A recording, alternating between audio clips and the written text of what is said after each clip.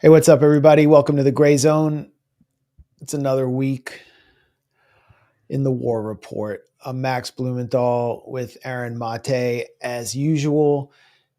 And I struggled last week with information overload. I guess I did an emergency stream 4 days ago and said that the US could be bombing by the time the stream was over or soon after the stream was over. And that was right. Soon after our stream ended, the US bombed and Bomb Iran, the song that John McCain notoriously sang, R.I.P. Brian Wilson, became kind of Trump's theme song.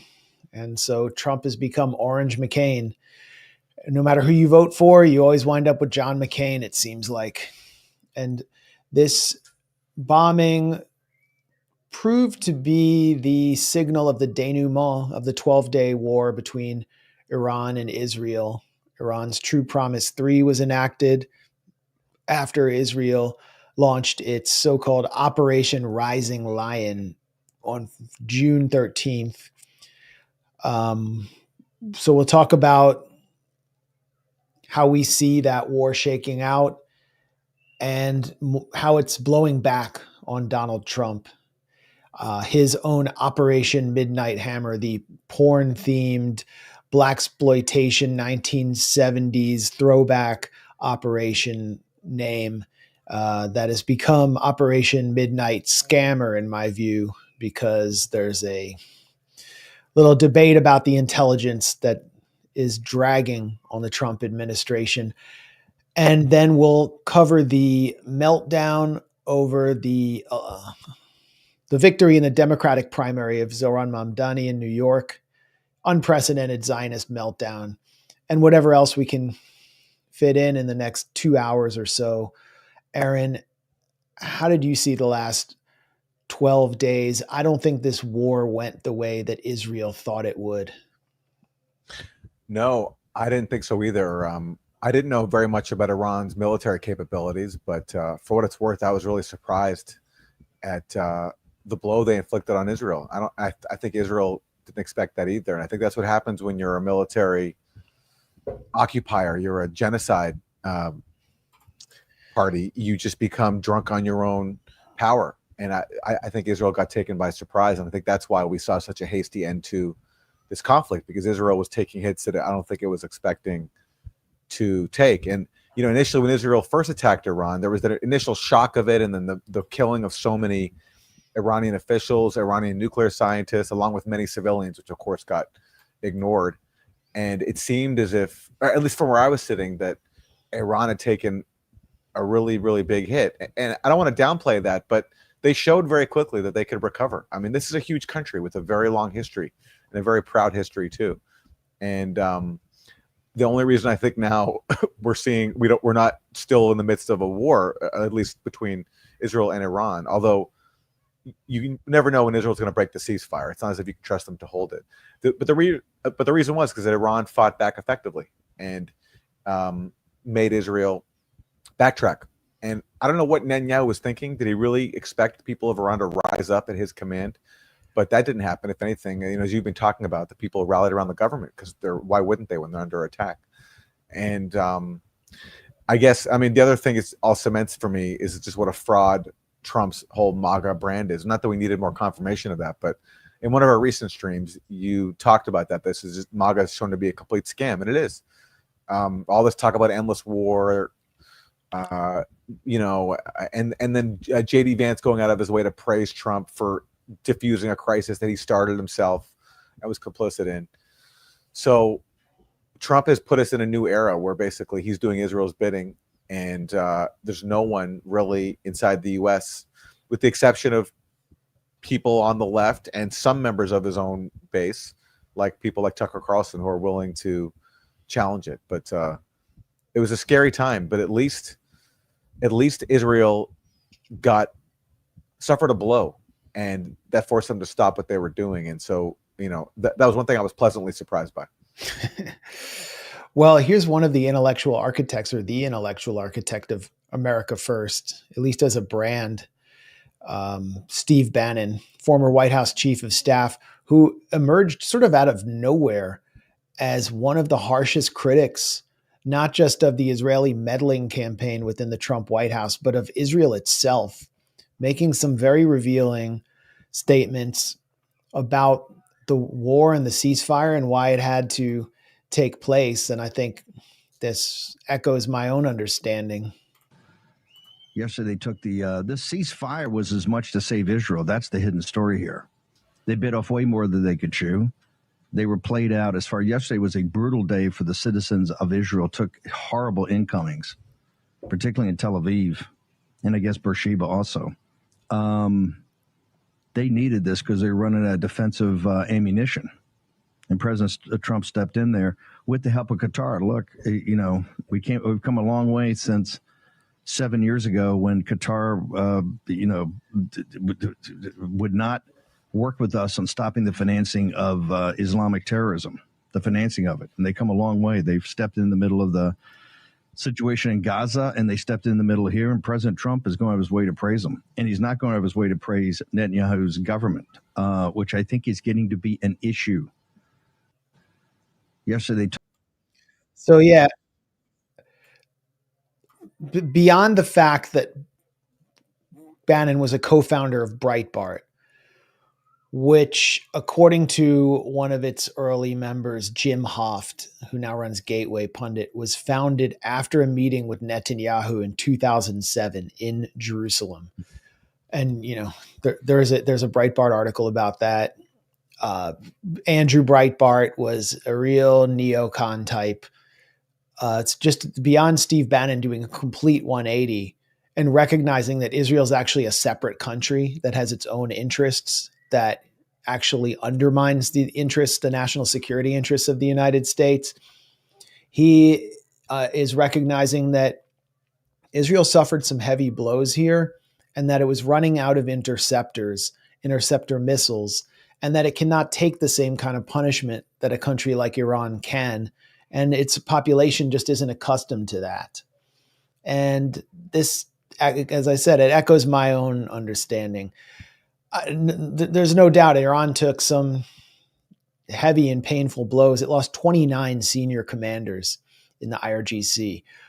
By the end, Israel was degrading Iranian air defenses. Iranian launchers were being taken out before they could launch. In some cases, there was a video from Yazd of an attempted launch and it got hit. So Iran was doing more like hit and run launches, smaller volleys, but they were getting through.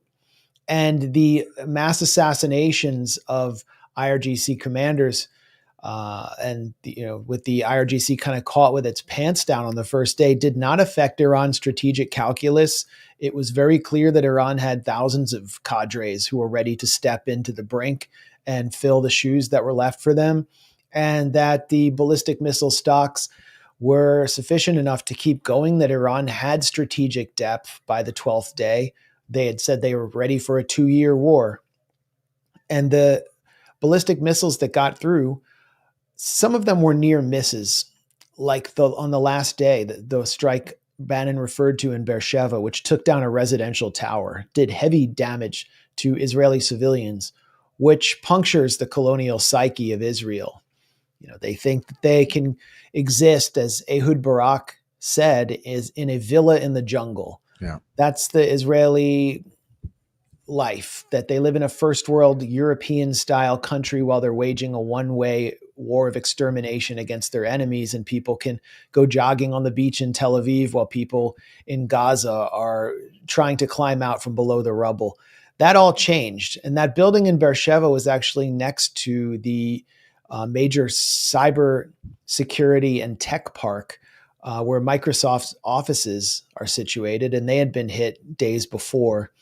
The Amman headquarters of Israel's military intelligence, and the which also contains the offices of Mossad's operations room, were nearly hit in Herzliya. A bus yard went up instead.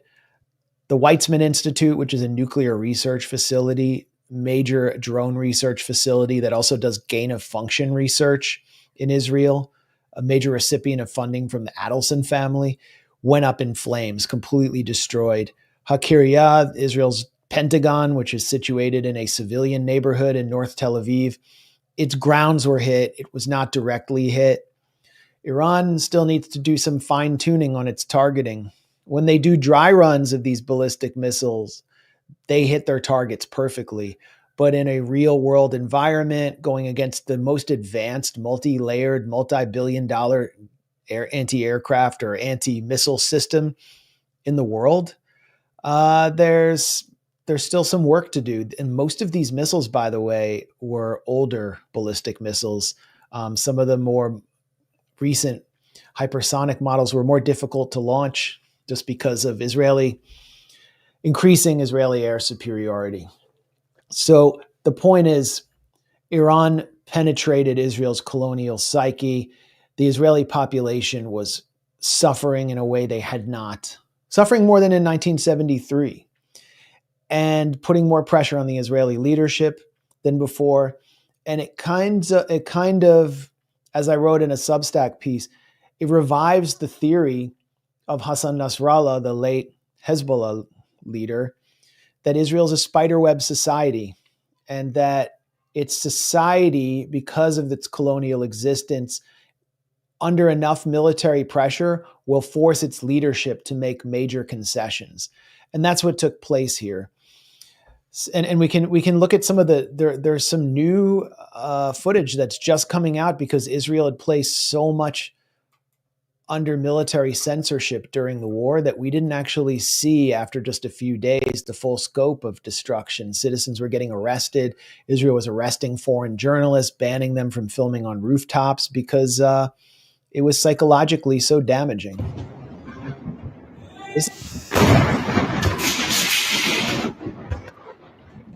It looks like what we see in Gaza. I actually recognize that. That's the one highway, I think, that connects Tel Aviv to Jerusalem.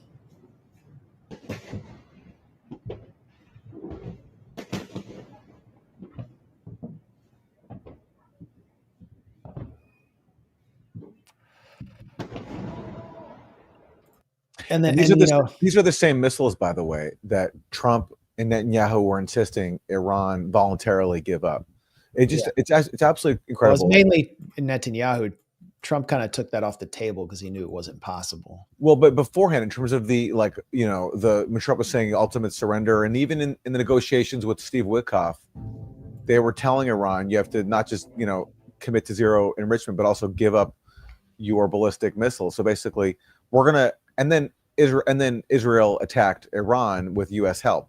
Yeah. And so basically, the demand was, you have to give up the missiles you use to defend yourself from our aggression. That was basically the U.S. demand. It's just absolutely ridiculous. And if the question for Trump now is whether he will stick to that or not, these maximalist demands. You think Iran's ever going to give up its ability to defend itself, especially after being attacked in one of the biggest acts of duplicity in recent memory, Trump pretending to engage in negotiations and then using that as a smokescreen to help Israel launch an act of aggression? Well, twice. This is Tel Aviv, by the way. Resembles parts of Gaza, and it would have gotten worse. So twice Trump did that, not only on the 13th of June, when they knew an attack was incoming with negotiations due to take place that Sunday. I had actually heard from through the grapevine that the attack was coming that Friday, but I didn't believe it because I thought that it wouldn't happen at least until after the next round of negotiations 2 days later. And I guess the Iranians didn't believe it either. I wish I had it wouldn't have made a difference. But when I was asked by Judge Napolitano, I should have said, I heard it's Friday, but I just couldn't believe it. I thought it was a negotiating tactic. Anyway, Iran proved that. I also thought, by the way, that the U.S. The reason I didn't think that Israel was going to attack was because the U.S. hadn't really, except for maybe the embassy in Baghdad where they evacuated people, they didn't really pull out their forces. And I just didn't think that the U.S. would leave their forces in the region that vulnerable to an attack. And that's why the Israeli attack. Well, but given the fact that any Israeli attack has U.S. permission, which it certainly did, and U.S. complicity, I thought maybe that the U.S. would be hesitant to greenlight an Israeli attack with its forces so vulnerable. But they took that risk, and they were relying on Iranian restraint. They were relying on Iran not taking the bait to attack U.S. forces, which Iran didn't do until, of course, the U.S. directly attacked Iran. And this happened also in 2014. At the end, Israel was running out of interceptors, and it agreed to a ceasefire after 51 days of war with Hamas and the assorted factions in the Gaza Strip. But the Wall Street Journal reported on June 18th that Israel was running out of interceptors. Each Arrow 3 interceptor missile costs like $3 million, $4 million. Israel, to defend its citizens against fairly inexpensive Iranian ballistic missiles domestically produced, was spending $250 to $300 million a night. It was an extremely expensive war for Israel. And we, the American taxpayer, were underwriting it.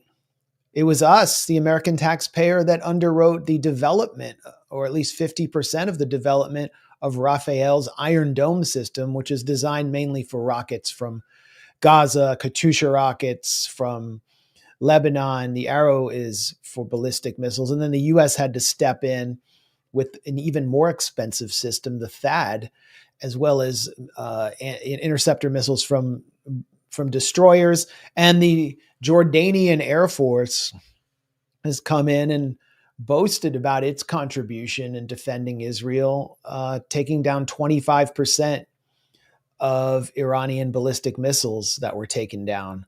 The Jordan being a lead member of the Axis of Assistance, helping keep the genocide going with while warehousing Palestinians on behalf of Israel through a half British king. So that was very humiliating for Israel, and kind of proves what Bannon is saying to be right, that Trump sort of rescued Israel. And in order to rescue Israel, Trump had to enact Operation Midnight Hammer. Because this was sort of what Trump thought. I think if you look at what Trump thought he was doing, he thought he was executing a diplomatic masterstroke by attacking Iran on Israel's behalf. Now, we talked last week, or I talked 4 days ago, just reading the article that I co-authored with Anya Parampil on what was happening inside the White House, where Israel's Mossad and Netanyahu aides like Ron Dermer were just manipulating U.S. intelligence officials into delivering Trump phony briefings on how Iran was about to produce a nuclear weapon.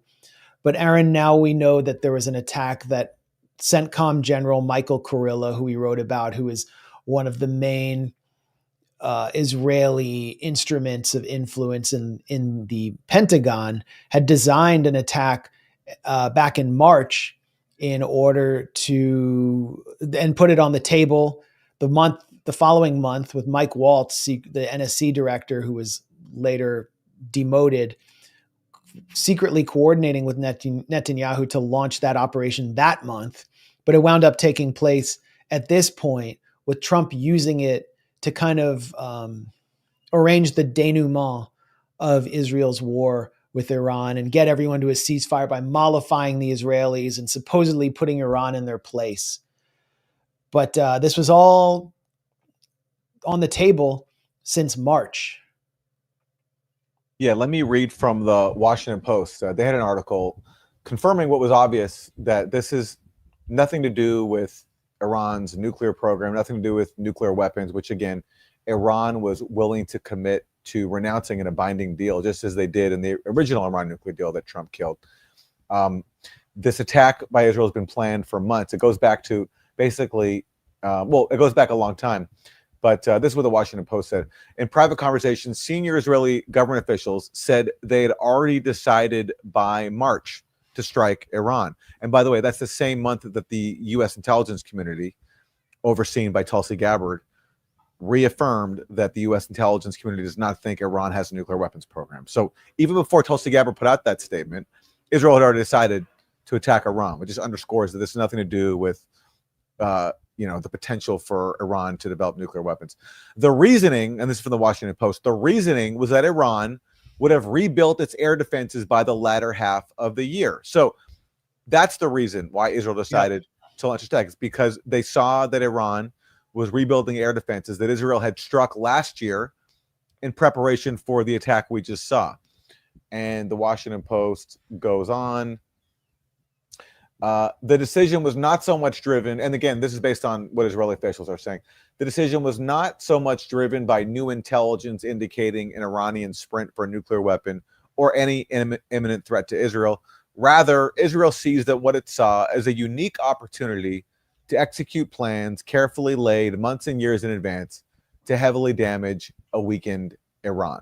And by weakened Iran, they mean not only Iran having suffered blows when Israel attacked it last year by instigating with Iran by attacking its diplomatic facility in Damascus, but they also mean the defeat of Iran and Hezbollah in Syria by overthrowing the Assad government.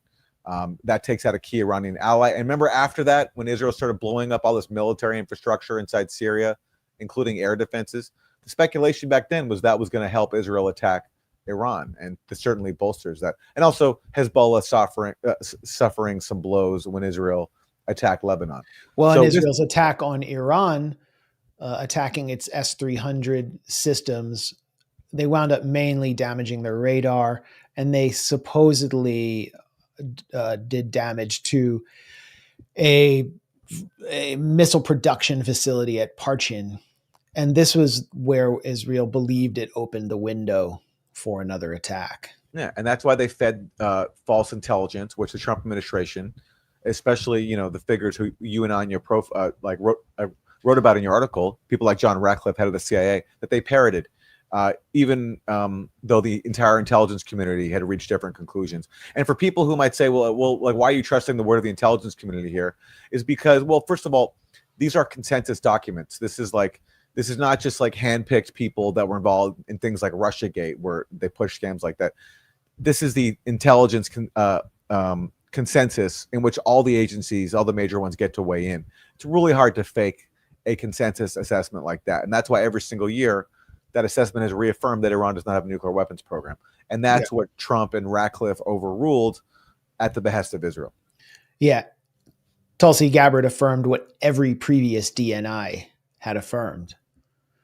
And so, as we reported, the Mossad director, David Barnea, and his crew were pushing bogus intelligence on Trump, who was vegetating night after night, ingesting huge amounts of Fox News neocon boomer brain slop, while being told by the Mossad director and the so-called Mossad stenographer, who had been cultivated by AIPAC after being a small town mayor, John Ratcliffe, who's telling him that Iran was going to transfer a nuclear warhead to the Yemeni Houthis within a week.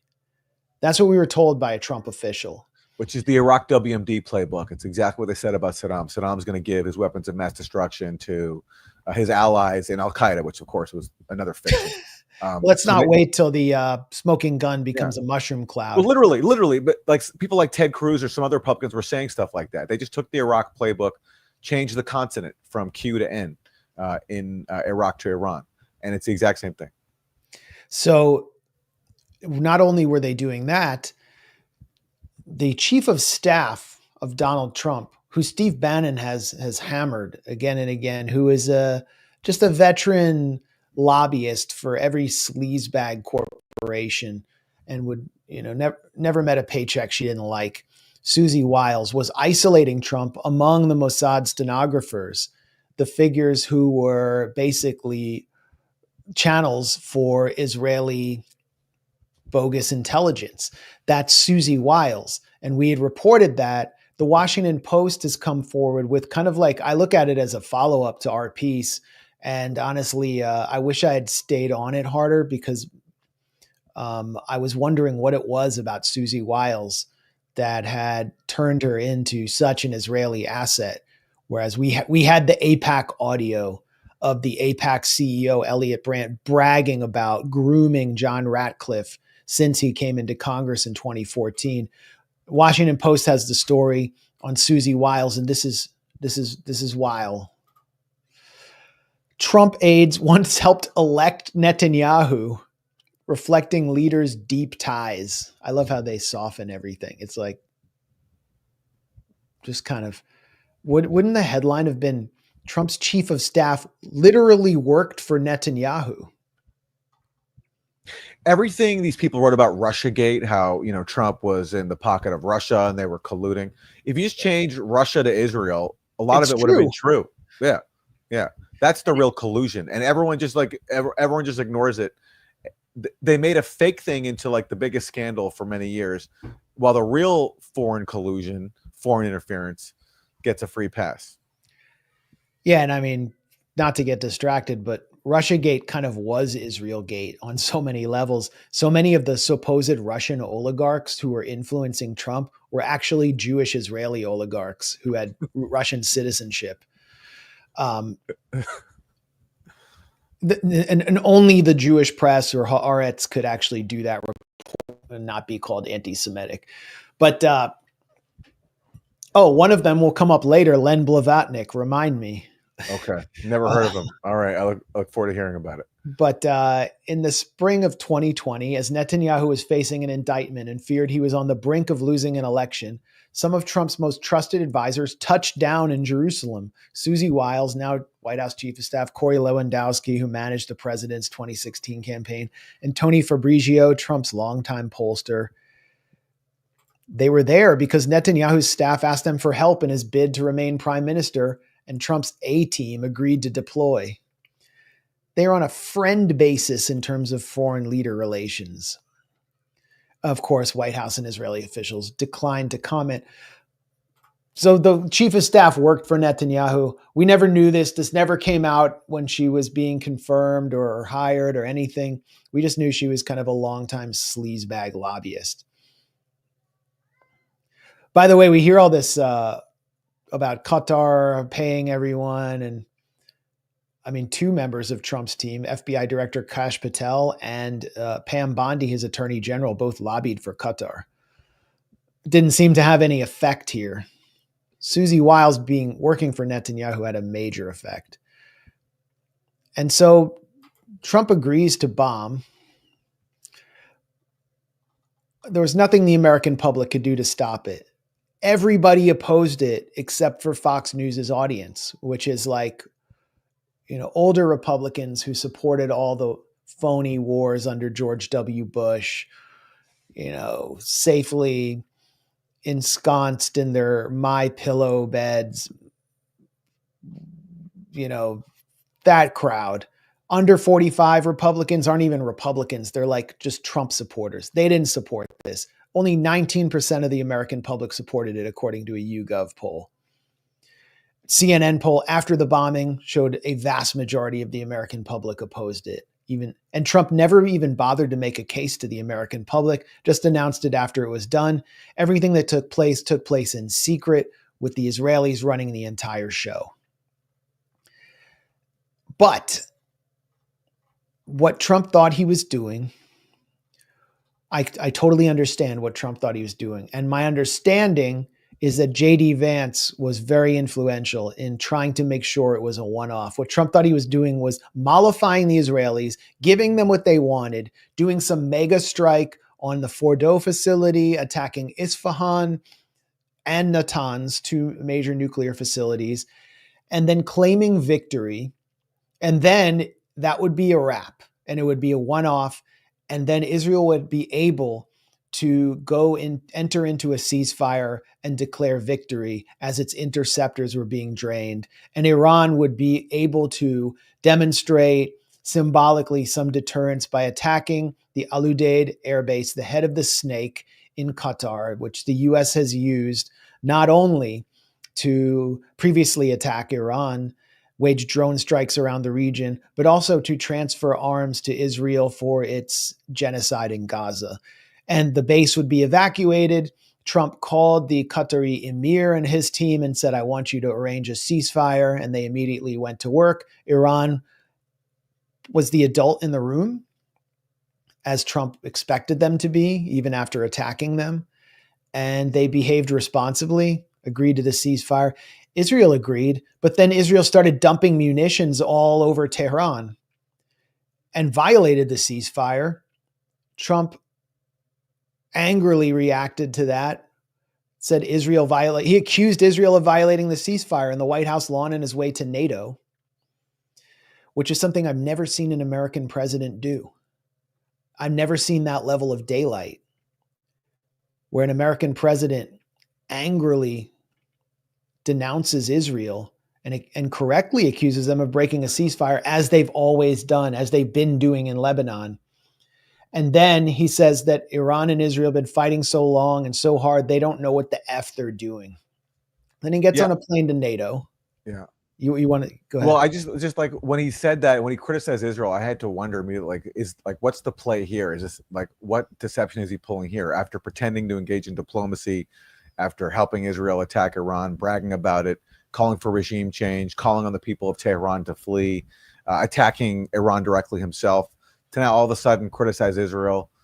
Like, I just have to assume that's another deception, but I couldn't think for what goal. Like, it actually seemed, I mean, I don't want to trust anything he says, but it's actually possible he was being sincere there, because it is true that Israel was going nuts and violating the ceasefire he had just brokered. So it's actually possible that was actually sincere indignation on his part. But again, with him, you always have to wonder, because he's such a con man. No, I don't think he's playing 5D chess, and in a lot of cases he's being conned. But you know, the Trump era has been a boon for independent and alternative media.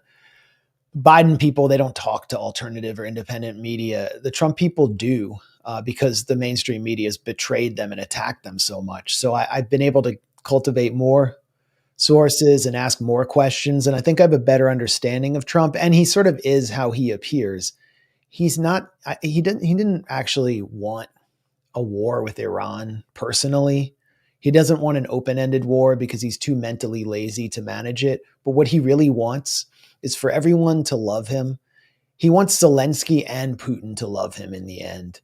He wants a Nobel Prize. Pakistan nominated him for a Nobel Prize like 24 hours before that strike. And Trump thought that with the strike, which he said, and now Iran must come back to the table, and now we can have peace. He actually said that because that's the way he thinks.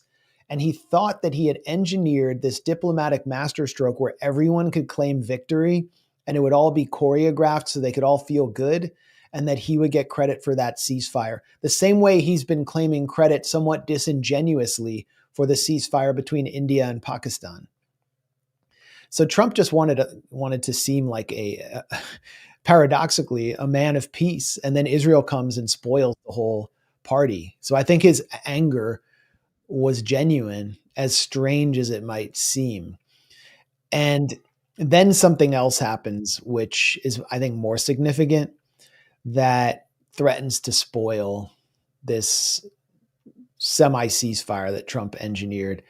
And it's the intelligence that came out of the Defense Intelligence Agency in the Pentagon, basically US military intelligence, showing, as we all knew, as all of us who watched the strike and saw, who followed this on Telegram and have seen the Maxar satellite imagery and who heard Iran's statements ahead of the strike that it had removed its 60% enriched uranium stockpile already, and that the facility may have been actually so well reinforced that a 30,000-pound bomb or a series of those bombs and Tomahawk missiles couldn't have actually penetrated the hall where the centrifuges are, that the DIA leaked an assessment that Fordo was not actually destroyed.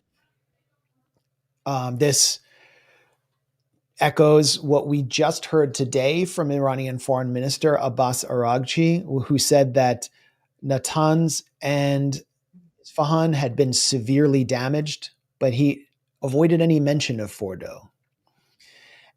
And so Trump goes to NATO, and this becomes the key question for Trump at NATO. And Aaron, this kind of scene will probably be familiar to you because you spent so much time and energy scrutinizing Russiagate, except in this case where the media is serving as a channel, many of the same figures who are channels for the so-called intelligence community on Russiagate, what they're publishing is true. And Trump is being confronted with it and asked, do you trust the intelligence community? Volume here. Hello, Mr. Secretary. Yeah. For a tactical reason with President Putin. Let him answer. Hello, Mr. Secretary. Yeah. So they're being asked, do you believe the intelligence assessment that you didn't destroy Fordo? Trump hands it over to Pete Hegseth to defend him. There's a reason the president calls out fake news for what it is. These pilots, these refuelers, these fighters, these air defenders, the skill and the courage it took to go into enemy territory flying 36 hours on behalf of the American people and the world to take out a nuclear program is beyond what anyone in this audience can fathom. And then the instinct of CNN, the instinct of the New York Times is to try to find a way to spin it for their own political reasons to try to hurt President Trump or our country. They don't care what the troops think. They don't care what the world thinks. They want to spin it to try to make him look bad based on a leak. Of course, we've all seen plenty of leakers. And what do leakers do? They have agendas. And what do? Do they share the whole information or just the part that they want to introduce? And when they introduce that preliminary report that's deemed to be a low assessment, you know what a low assessment means? Low confidence in the data in that report. And why is there low confidence? Because all of the evidence of what was just bombed by 12 30,000-pound bombs is buried under a mountain, devastated and obliterated. So if you want to make an assessment of what happened at Fordo, you better get a big shovel and go really deep, because Iran's nuclear program is obliterated. And somebody somewhere is trying to leak something to say, oh, with low confidence, we think maybe it's moderate. Those that drop the bombs precisely in the right place know exactly what happened when that exploded. And you know who else knows? Iran. That's why they came to the table right away, because their nuclear capabilities have been set back beyond what they thought were possible. So I think Hegseth had prepared that rant, and they were ready Also for that. from the Iraq playbook, like if you criticize us, you don't support the troops. It's the exact same line. But he's not a good. If he's the guy trying to make the case for the Trump administration, they got to find somebody else, because he's just such a transparently phony actor, right? It's just like he just screams disingenuousness, like starting with like, how dare you insult the troops by saying we didn't destroy their Iran nuclear program? Who's going to believe that? I don't know whose assessment is correct. I mean, their claim is that this was done with low confidence, right? That one Defense Intelligence Agency assessment is low confidence. To me, but the debate is just like, even if they did strike those sites and set them back, Iran still has the enriched uranium. Iran still has plenty of technical know-how, and Iran has the sovereign right to enrich, and they're going to keep doing that. They're not going to. I think the bottom line is they're not going to listen to U.S. orders. They just, and that's why we have a conflict, is because Iran refuses to accept U.S. Israeli orders to abandon its sovereignty and make itself defenseless. Yeah, I mean, we should talk about that. Iran's relationship with the IAEA and the NPT, but I think we need to. I'm struggling to contain the reflex and temptation and impulse to mock Pete Hegseth and Trump being Orange McCain for failing in their strike, because where do these reporters really want this to go? I mean, from the lessons of the staged chemical incidents in Duma, Khan Sheikhoun, and Trump being under siege in the Rose Garden from the Beltway press corps, what they were pushing him to do. Whoever it is. Yeah. They're pushing him for more war, and they're doing it now, unlike with Russiagate, where they were using phony intelligence assessments that were cooked, that were hyper politicized. This one is real, but it's obviously being introduced to draw Trump back into Iran. And he doesn't seem to want to go there. again. He wants he wants to call this a day so he can get back to sending ICE agents into Home Depot parking lots and the real America First agenda. Yeah. I mean, this is a classic. I mean, this was all throughout Trump's term. The media pushback on him was that he's not being hawkish enough, and he took many opportunities to prove how tough he can be, including by bombing Syria over the staged Duma incident. And there's a line from John Bolton's book where he's talking about Trump's response to that false flag in Duma. And Trump says something like, either my pride is at stake or my legacy is at stake. So what the media is doing here is playing on that by trying to like mock Trump for not being enough of a tough guy. So, yeah, I mean, here's Trump again with Mark Rutte, who referred to him as daddy. What is your response to the Iranian foreign minister continuing to say Iran will enrich uranium and pursue nuclear weapons? Well, I don't know if they've said that, but I'll tell you, the last thing they want to do is enrich anything right now. They want to recover. And we won't let that happen. Number one, militarily, we won't. I think we'll end up having somewhat of a relationship with Iran. I see it. Look, I've had a relationship over the last 4 days. They agreed to the ceasefire. And it was a very equal agreement. They both said, that's enough. They both said it. But no, they won't do that. The last thing they want to do, Katie, is enrich. They're not looking to... They're not. Can you imagine after all that they're going to say, "Oh, let's go and do a bomb"? There could be a day in the future and then somebody else taking our place will be saying, "Don't do it," and maybe they won't do it as well. I don't know, but they're not going to have a bomb and they're not going to enrich. And we believe all of the stuff is down there. We don't think they had nearly the time because to get that out is a very difficult thing. Max, let me ask you. Yeah. Let me ask you a question. So Iran doesn't want a nuclear weapon. That's been obvious for a very long time. They're willing to commit to that multiple times through diplomacy. So from the point of view of Israel and the U.S., why is enrichment such a red line?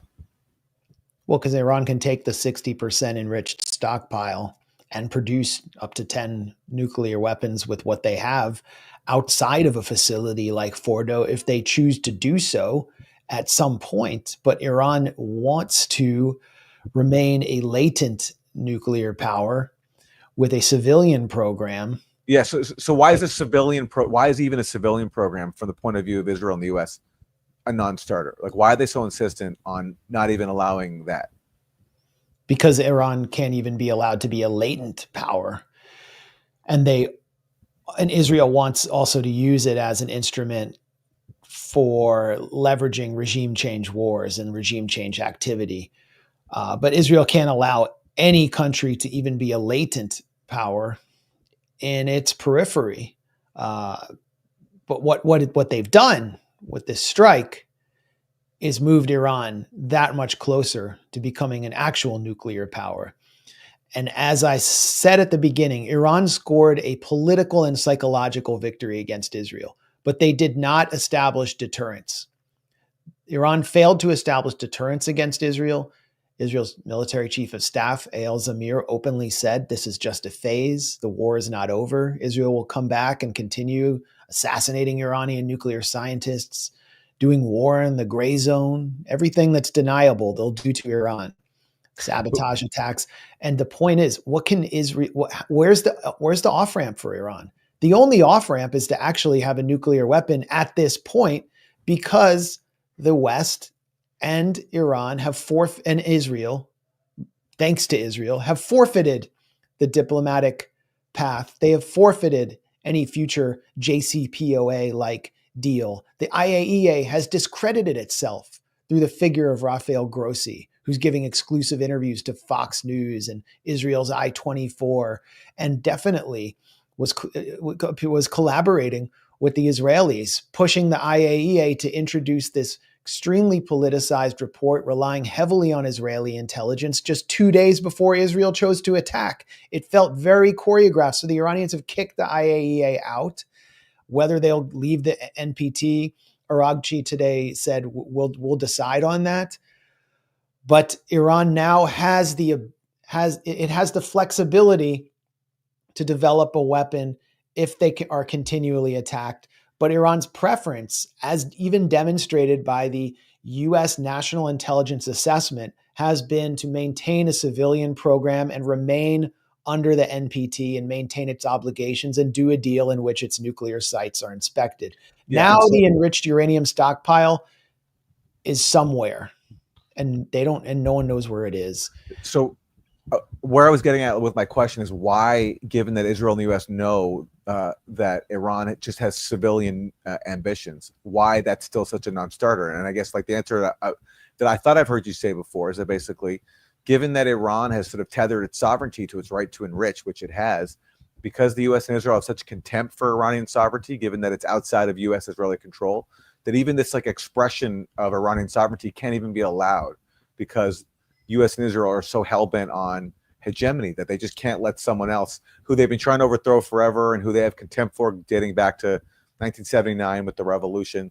They can't allow a state that big and that important to like assert itself, and also to advance the goal of regime change, because if Iran can't meet its energy needs, that helps foment unrest and that helps advance the cause of regime change. And that's what I was getting at. I mean, is that a fair, I think, assessment for why you think for Israel and the U.S., given they know that Iran doesn't want to have a nuclear weapon if they can make a deal, why even enrichment for civilian purposes is not acceptable from the point of view of Tel Aviv and Washington?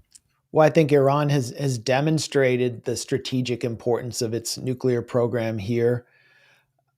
The Trump administration, following the Israeli line, demanded zero enrichment, no civilian program at all, which, as I reported from Tehran, was being used for many civilian applications. And that's what opened the door for the Israeli strike and made any deal with Iran, a non-starter. The Democrats, the Obama administration, they're like, when it comes to foreign policy, they're like the smart, evil party. And the Republicans always revert to their role as the stupid party. And the JCPOA was simply more effective in restraining Iran's deterrent capacity and just infesting it with the IAEA inspection regime, who it turns out were likely collaborating with the Israelis and possibly furnishing the Israelis with the names of Iranian nuclear scientists, including possibly Mohsen Fakhrizadeh, the godfather of the program. So by refusing any flexibility on civilian enrichment, I mean, the diplomats in Iran that I spoke to, and that Eli Clifton from Responsible Statecraft was there in Tehran. I bumped into him for a second. He wrote in The Guardian about his interactions with the diplomats there. They were willing to make major concessions on enrichment, but they were not going to give up the civilian program and do the Libya option that Netanyahu demanded. So that opened the door for this war. And the product of the war is, number one, Trump is kind of humiliated. His Operation Midnight Hammer failed. Number two, Iran appears to have ambiguity right now for the time being, because Trump is insisting that the nuclear program was totally destroyed, but it appears to not have been. And they're out of the inspection regime, the Western Israeli influenced inspection regime. And so they're moving closer and closer towards real deterrence, but beneath the veil of ambiguity. And that's right where I think Iran needs to be at this point in history. And Trump engineered this deal, which has ended, for now, maximum pressure. Let's watch this exchange from Trump's press conference at NATO. Thank you so much, Mr. President. Yesterday, you said China can now continue to purchase oil from Iran. Yeah. Are you giving up on your maximum pressure campaign? Because With there's who? sanctions right now With who? on Iran. No, look, they just had a war. The war was fought. They fought it bravely. I'm not giving up. They're in the oil business. I mean, I could stop it if I wanted. I could sell China the oil myself. I don't want to do that. They're going to need money to put that country back into shape. We want to see that happen. Would it? No, if they're going to sell oil, they're going to sell oil. We're not taking over the oil. We could have, I used to say with Iraq, keep the oil. I could say it here, too. We could have kept the oil. No, China is going to want to buy oil. They can buy it from us. They can buy it from other people. But you're going to have to put that country back into shape. It desperately needs money. Yeah. Amazing. So, China was buying oil from Iran sort of on the black market. Now they can do it openly. It's effectively sanctions relief, backdoor sanctions relief by Trump. And this was something that was agreed to as part of the ceasefire. Iran made this demand, and it got that through its ballistic missile program, its ability to respond to attacks. That was a product of Iranian strength. So Trump is basically saying Iran should be able to increase its revenue and improve its economy. That's a major blow to Israel. Yes, but I just hate the premise of the question. Like, who is Trump to allow anybody of course else to do anything? Like, why does he get to allow Iran to sell oil to China? It's just like the colonial presumption underlying that is just it's so unfair. But of course, that's how the world works. The U.S. gets to decide which countries get to do trade with each other and get to like be a part of the global economy. We're just seeing that with Syria, where like because Trump met the former leader of Al Qaeda in Syria, and because that former Al Qaeda leader, Jolani, is talking about being friendly with Israel, and saying we have the same enemies as Israel, meaning Iran. He just lifted the sanctions, just like that. Syria gets to breathe now because Trump likes him and likes that he's like the new leader of Syria is going to be increasingly subservient to Israel and the U.S. Completely. I mean, but that's the imperial reality, is that the U.S. has control over the world financial system through SWIFT, through the petrodollar, and it can sanction any country in the world. So this is but it's a major concession that came about through Iran's performance in this war. And I think we're entering a new era. Iran came out of the war fairly well. Israel's in a race against time. Iran has time on its side. And so I think we're going to, as I said, see this ceasefire sort of descend into more of a conflict-filled interregnum. And another point, I was told by this, and Anya was told by a Trump official, that Israel was determined to assassinate Iran's leader, Ayatollah Khamenei, because they believed that would be the final blow to diplomacy between the U.S. and Iran, that Iran would not deal with the U.S. ever again, with the belief that the U.S. authorized the strike. And there was a report that Trump had told Israel, do not kill him. I don't know if they could have killed him or they knew where he was. He may have actually just been in his home in central Tehran, but he has emerged for the first time and addressed his people. And after this war, at just a day before, or at the beginning of Muharram, the observances of Muharram, the battle of Imam Hussein against Yazid in Karbala, his words are going to resonate with more power than ever across the Muslim world. And here's what he said about the U.S. strikes. They attacked our nuclear facilities, a matter that is independently worth pursuing for prosecution in international courts. But they failed to do anything significant. The President of America greatly exaggerated. It became clear that he needed this exaggeration. The Islamic Republic delivered a hard slap to America's face by attacking one of its key bases in the region, Al-Udeid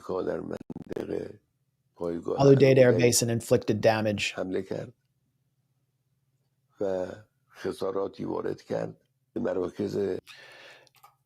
So Khamenei opposed negotiating with the U.S., said it was a deception, it would lead to more sanctions and potentially war. But he gave President Pezeshkian, the reformist, and his team, basically Zarif, the same crew that did the JCPOA, the ability to go in and negotiate. And I think he kind of proved his point here. And now he's moving. He's he's taking a position of defiance, declaring that they failed, echoing the Pentagon, which also declared that they failed. And we can expect Trump to come under renewed pressure in the weeks and months ahead from Israel. And it demonstrated his inability to resist it. Well, that's why I'll be surprised if Trump just doesn't keep inflicting so-called maximum pressure, maximum sadism against Iranian civilians, because what other options do they have? They do want regime change. They do want Iranians to suffer. They can't do it like they did in Syria with like a dirty war. Iran's just too big and a lot more powerful. And they're not militarily occupying Iran by stealing its resources like they did in Syria. So they have the sanctions.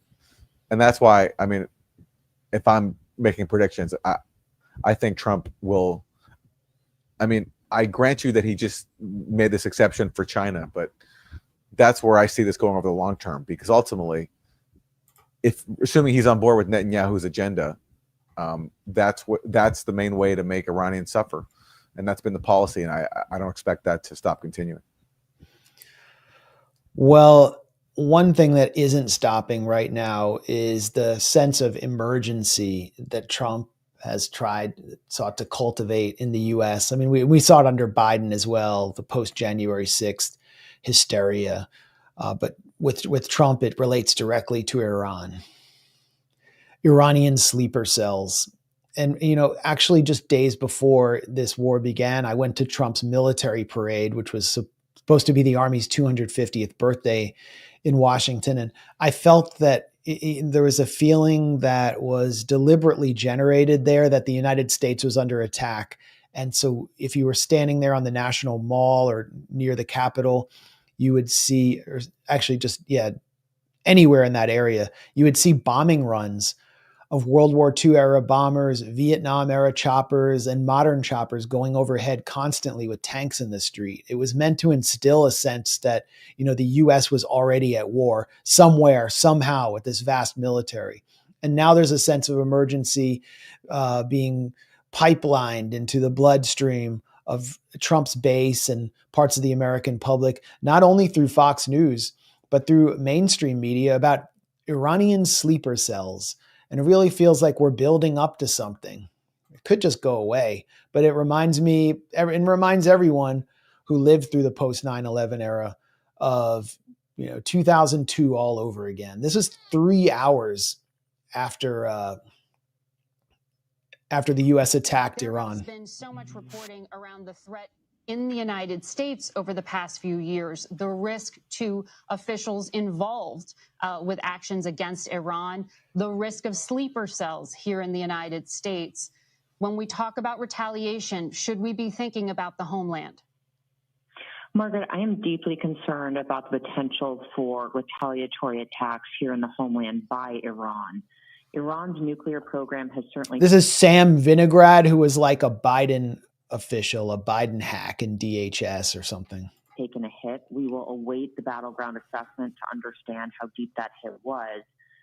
But we do know that Iran is likely going to rely on its asymmetric advantage in this conflict with the United States and Israel, which is its proxies all around the world. Iran has for decades had both intent and the ability to direct and inspire individuals to attack American, Israeli, and Jewish interests and assets all around the world. During my why hasn't that happened then in the U.S.?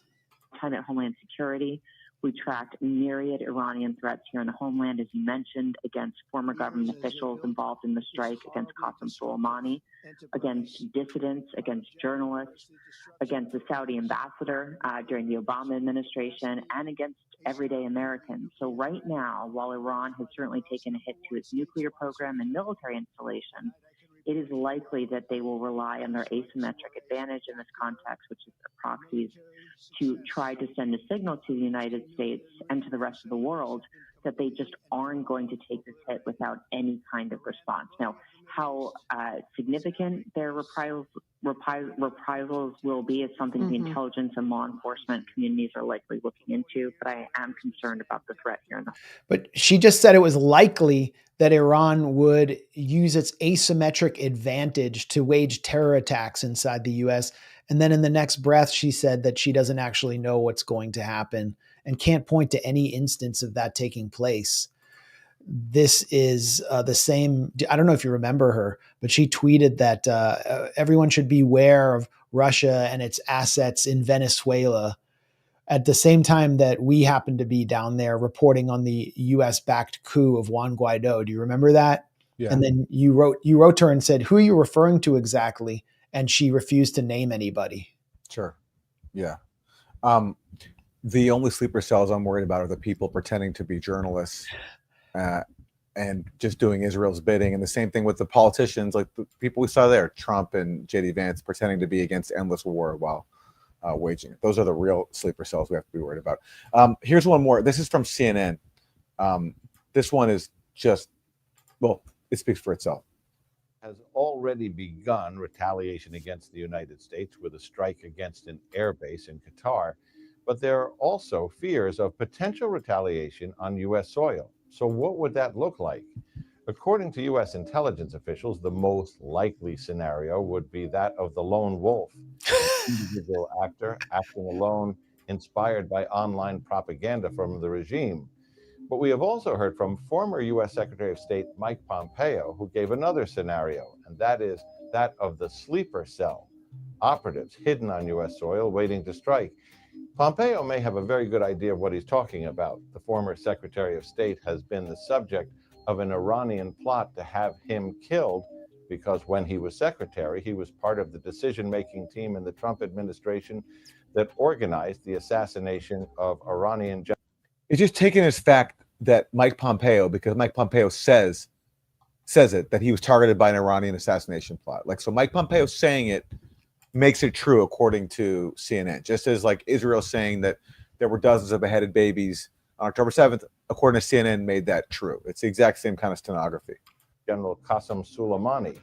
Hitmen were allegedly hired to stalk Pompeo and other U.S. officials, including President Trump, to see if they could be assassinated as retribution. But in terms of sleeper cells, we also have background here in New York City, where the FBI and the New York City Police Department, within the Joint Terrorism Task Force, engaged in a series of cases and prosecutions involving alleged Iranian plots to kidnap dissidents, commit hits or murders in the streets, to study targets of tourist locations. And those cases, right, were just based on FBI informants engaged in fake plots, if I remember correctly. You know, like that lady, like with the flower in her hair, the Iranian self-styled dissident. Oh yeah, Masih Alinejad. Yeah, that's one of the cases he's referring to, and that was basically just like that was the one where Iranian agents were accused of trying to kidnap her and then put her on a boat to Venezuela. Yeah, Venezuela was going to take her on a fast boat all the way to there, and then they'd ship her back to Iran. It sounded very plausible. And by the way, who is that guy who kind of looks like Glenn Beck? That is John Miller, who is posing as a CNN correspondent. I mean, that's his job, but he's the former spokesman, communications director for the NYPD. So he's basically just a cop playing journalist. And before that, he was a journalist who was probably a cop or a spook, whose main claim to fame was he got an interview with Osama bin Laden, who, he had somehow disappeared and wound up getting shot while just sitting in his home in the suburb of Abbottabad.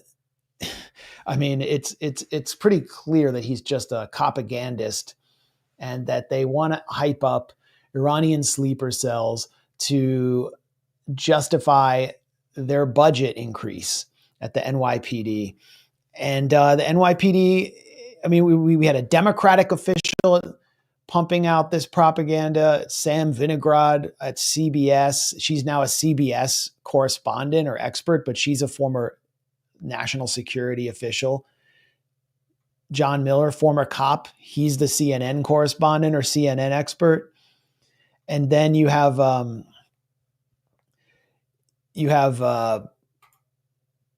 NYPD itself and the mayor of New York, who comes out of the NYPD. He basically just is the NYPD. Eric Adams, they're pushing this as well.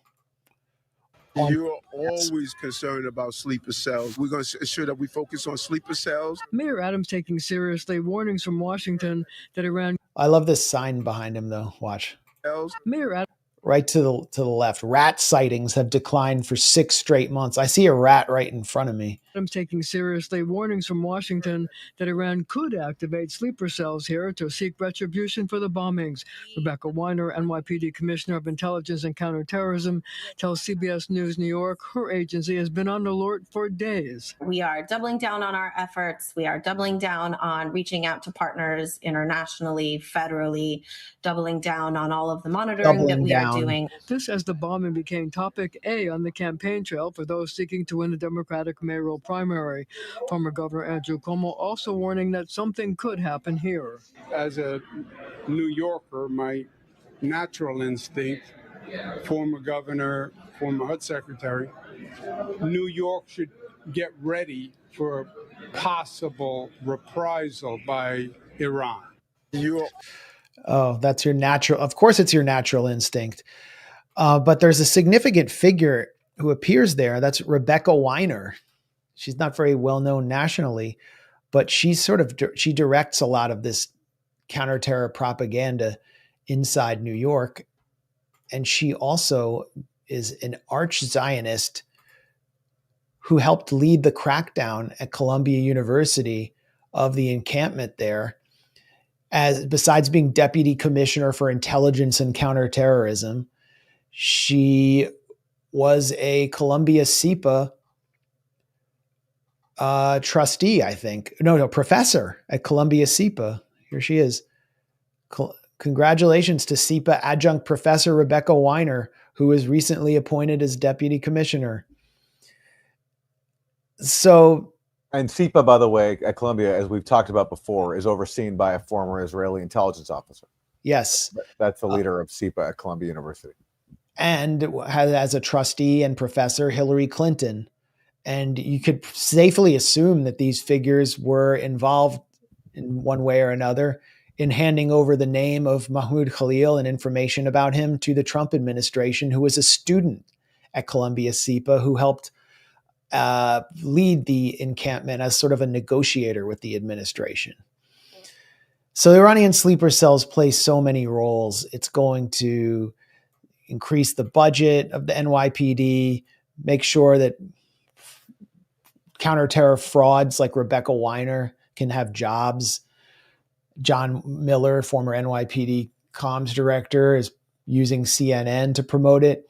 But it's also setting the stage for either a false flag and or these kind of FBI manufactured terror plots.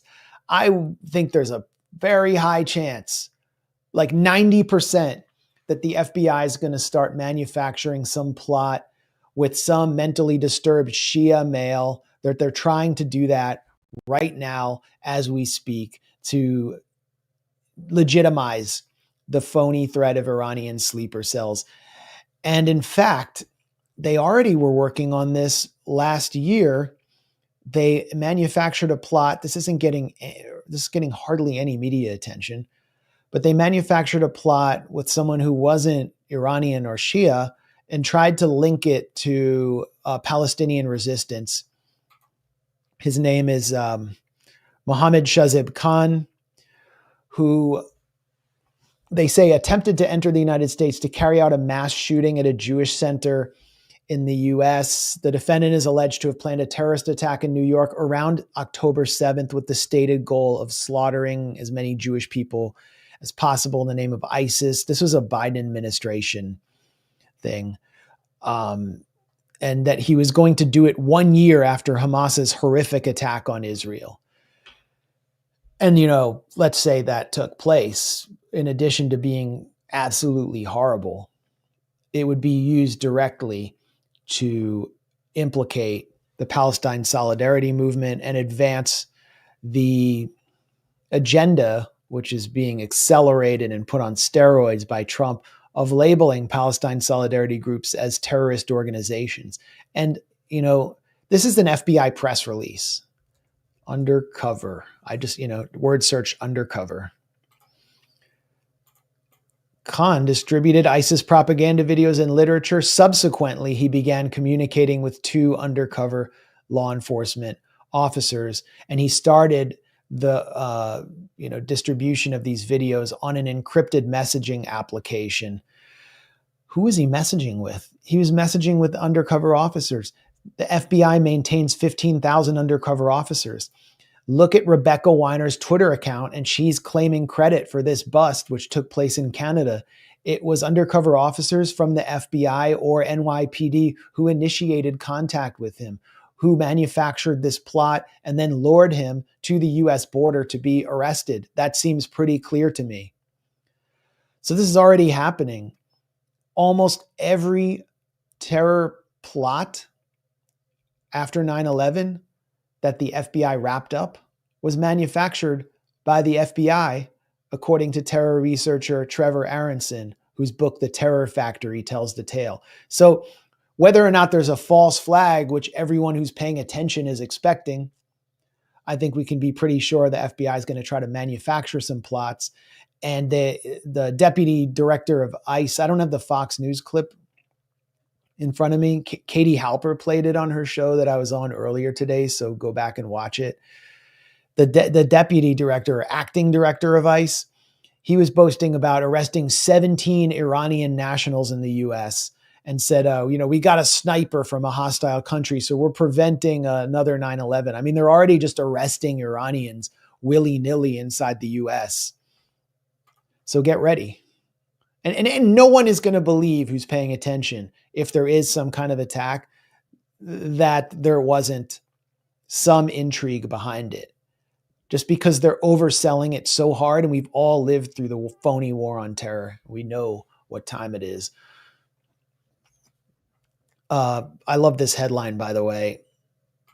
This is another thing I see, like the Trump administration putting out there to claim that there are grave threats to coming from Iran or other elements, Mexican cartels inside the U.S. Tom Homan, the border czar, who's sort of overseeing ICE, and his wife are quote unquote living separately because of death threats. Whenever I have if I have a bad fight with my wife, I'm just going to blame Ayatollah Khamenei next time. Yeah, Dan Bongino, the FBI, said a similar thing, that his job in the FBI is basically forcing him and his wife to be separated or something. So, just always blame a foreign country, even for your own domestic troubles. Wait, let me see if I can find that. Oh yeah, this is great. Yeah, if I'm ever in the doghouse again, it's because and I'm sleeping on the couch. It's really because the Mexicans. It's because of the illegals. We got to. Once we clear out these Home Depot parking lots, then everything will be harmonious in our everyone's marriage. Yeah, everyone's marriage will be harmonious. It's such a sacrifice for Dan Bongino, though. He's having such a hard time. I mean, I gave up everything for this. I mean, my wife is struggling. I'm not a victim. I'm not Jim Comey. It's fine. I did this, and I'm proud I did it. But if you think we're there for tea and crumpets, well, I mean, Cash is there all day. We share it. Our offices are linked. He turns on the faucet. I hear it. He's there. He gets in at like 6 o'clock in the morning. He doesn't leave till 7 at night. Oh my God! I'm there at 7:30 in the morning. He uses the gym. I work out in my apartment, but I stare at these 4 walls all day in D.C. By myself, divorced from my wife. Not divorced, but I mean separated, divorced, and it's hard. I mean, we love each other, and it's hard to be apart. But you're doing some great work. Yeah, such a poor guy. He basically said he's divorced from his wife. I mean, and this guy, he's such a bully, he played the role of such a thug on his astroturfed corporate radio show. He bullied so many people, and now he wants everyone to feel sorry for him because he has to go work a job. I'll never forget it. After October 7th, he accused Rashida Tlaib, the only Palestinian American member of Congress, of trying to incite a religious war inside the U.S. simply because she didn't want her people to be genocided. And Dan Bongino accused her of trying to incite a religious war. So, yeah, he seems to take things a little bit too far. Well, if he's got all that free time on his hands, then why can't he, make all the Trumpers happy by finding the Epstein files? What's up with that? Or even, speaking selfishly, the Russiagate documents, which have also been forgotten. Yeah. I mean, what's he doing there? The only reason Dan Bongino's there was to make Trumpers trust the FBI again after it was turned correctly into their enemy. That's the only and I don't know what he does all day. Send him back to Florida. But yeah, everyone who's paying attention, phony terror plots incoming. They're already taking place. And there's no legitimacy left. There was no legitimacy for this war. No one in the American public, except for boomer Republicans, wanted it. Literally no one. Only 20% of Republicans under 45, according to a CNN poll, supported it. There's no legitimacy for this phony war on terror narrative again. No one's believing in it. We've seen it before. And really, there's no legitimacy in this country anymore, especially for people who are 45 and under. I mean, I'm over 45. And there's a growing number of people, like unprecedented. There's no legitimacy left for Zionism. It doesn't have a grassroots base in this country outside of a few mega churches. It really just, it's a dying force. It's purely a top-down authoritarian phenomenon that can only be imposed. And the New York City election is the best evidence of the dimming prospects of Zionists controlling parts of this country through democratic means. The election of Zohran Mamdani, 33-year-old assembly member and kind of influencer, has really triggered one of the biggest Zionist meltdowns I've seen since October 7th. And it's a sign of the times. They're not going to be able to bring back the old regime. Israel is a liability. And amazingly, in this race, Andrew Cuomo, who was Mamdani's top opponent, tried to make Israel for him an asset. Like, he really went hard in going after Mamdani for his views on Israel, thinking that would help him in the campaign. And he's just been shown by the voters that it actually really hurt him, especially really, really motivated young people who came out to support Mamdani. Yeah. And my favorite part is seeing all these Democratic leaders now going out of their way to praise Mamdani and congratulate him. People like Chuck Schumer, who's like congratulated Mamdani and said, "I can't wait to work with you and to make New York City more affordable." And if Mamdani had lost, I guarantee you, Chuck Schumer would have come out and said, "Thankfully, the people of New York rejected anti-Semitism." But he can't. He realizes where the wind is blowing. So now he even has to acknowledge that Mamdani represents his constituency, Chuck Schumer's constituency, and it's going to be a real problem for Democrats who are so tied at the hip to Israel. I mean, look what Joe Biden did. Spent the latter half of his presidency facilitating mass murder on Israel's behalf and blocking all opportunities to end it. Their base is so out of sync with that. And so Mamdani's victory, as you said, represents, a huge repudiation of their devotion to Zionism, and a real problem for them because they're still beholden to all the same kinds of donors that Donald Trump is. This is a defeat for Bill Clinton and the Clinton wing of the Democratic Party, but Bill Clinton has praised him. This was a definite defeat for Chuck Schumer, who just a few weeks ago was attacking Taco Trump for being too friendly to Iran and potentially moving too close to a deal. And what Clinton and Schumer are doing here is devious, but smart from their point of view. They're not stupid. They want to co-opt Mamdani the same way that they co-opted AOC. Now, AOC, They may not like all of her positions. They think she's too progressive. She may lead the Democratic Party in a direction they might not want to go, by like impeaching Trump over starting a war instead of impeaching Trump over not starting a war. That's what Schumer would prefer to do, as he did with Ukraine. But generally, AOC's been reined in and she's a productive player. They successfully played to her vanity by putting her on the cover of, was it Vogue or Vanity Fair, with Mama Bear Nancy Pelosi. And they want to do the same thing with Mamdani. They don't take him that seriously, possibly with good reason. And I can see that he's already been groomed. His messaging is becoming more and more moderate. But I don't want to. I don't want to get too. I don't want to try to impute an agenda to him that he might not have. Look, he's not in an easy position. It's not easy to run for any political office, especially mayor of New York City. So, look, being a politician, it's a different ball game. You have to, like, people do have to make compromises. It's really difficult. So I think he's been pretty smart from what I've seen. I don't see another AOC in the making.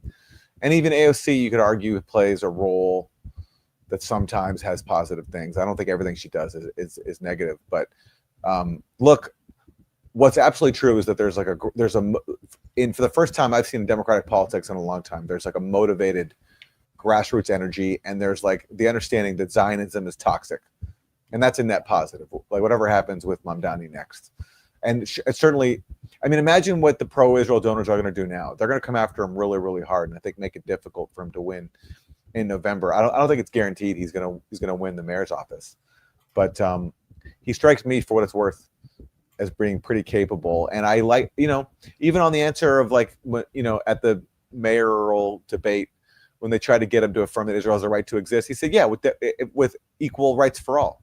I thought it was a brilliant answer. And it showed that everyone demanding that everyone say Israel has a right to exist, that they don't support equal rights for all. They support an apartheid state. So, yeah. He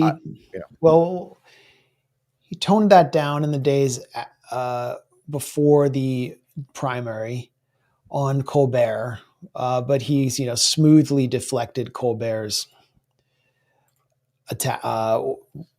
interrogation, which was so sleazy. I mean, Colbert is like a parody of he's a parody of his former self, which was a parody of like a conservative corporate broadcaster like O'Reilly.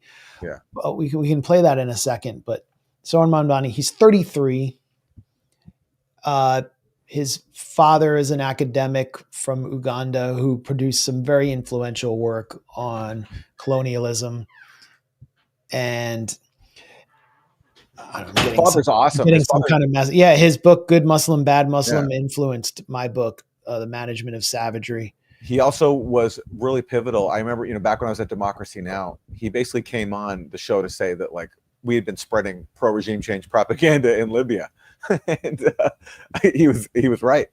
And so, that's what I associate him as being, like, that rare intellectual inside the academy, like prestigious academy, that like has been consistently principled. He also helped expose his father, all the deceptions around Darfur, how that was being used and for cynical ways. Like, remember back when 20 years ago, Darfur was like the big issue for young liberals.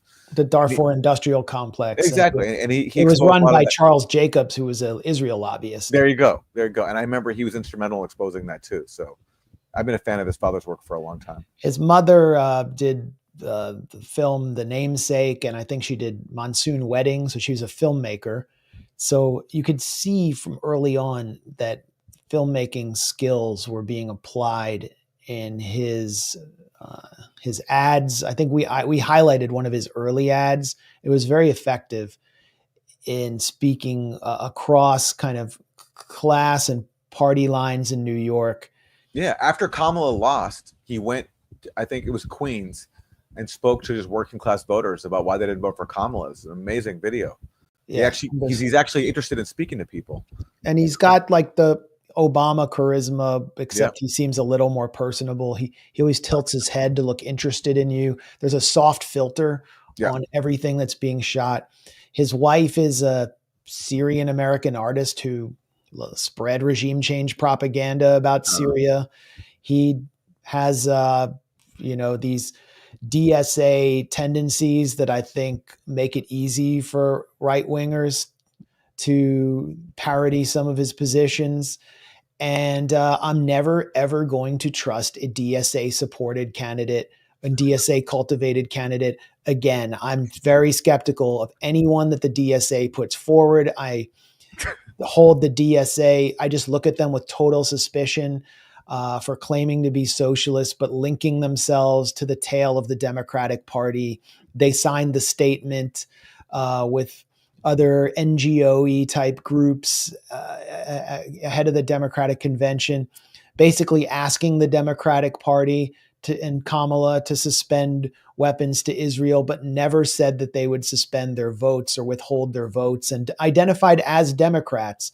So, and they produced AOC, and they produced some even more suspect candidates. And then when AOC violated various DSA resolutions on war, on BDS, on Israel, they never kicked her out of the party because they need to be tailing the Democrats no matter what. So I'm not going to just come out and join this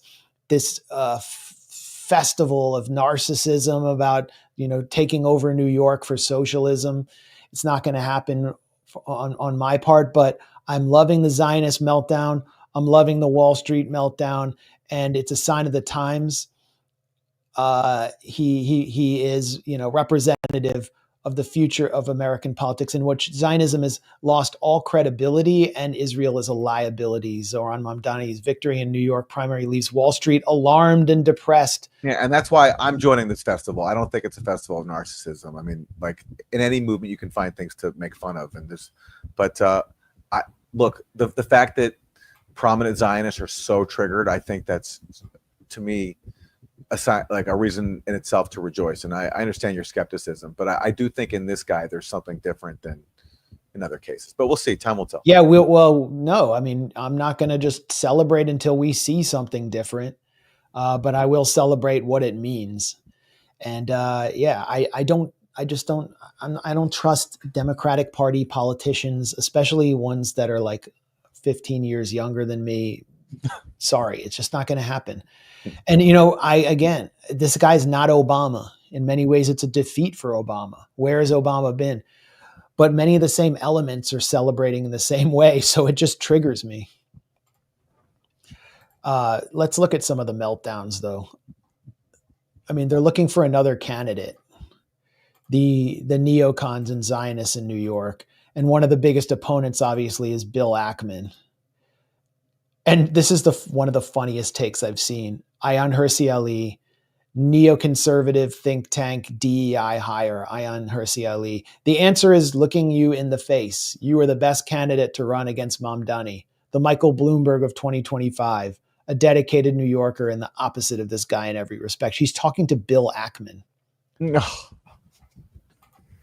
He wrote a long thing, a long post on X. Yeah, listen. So one of the things that Bill Ackman takes issue with is that Mamdani refused to renounce the term "globalize the Intifada."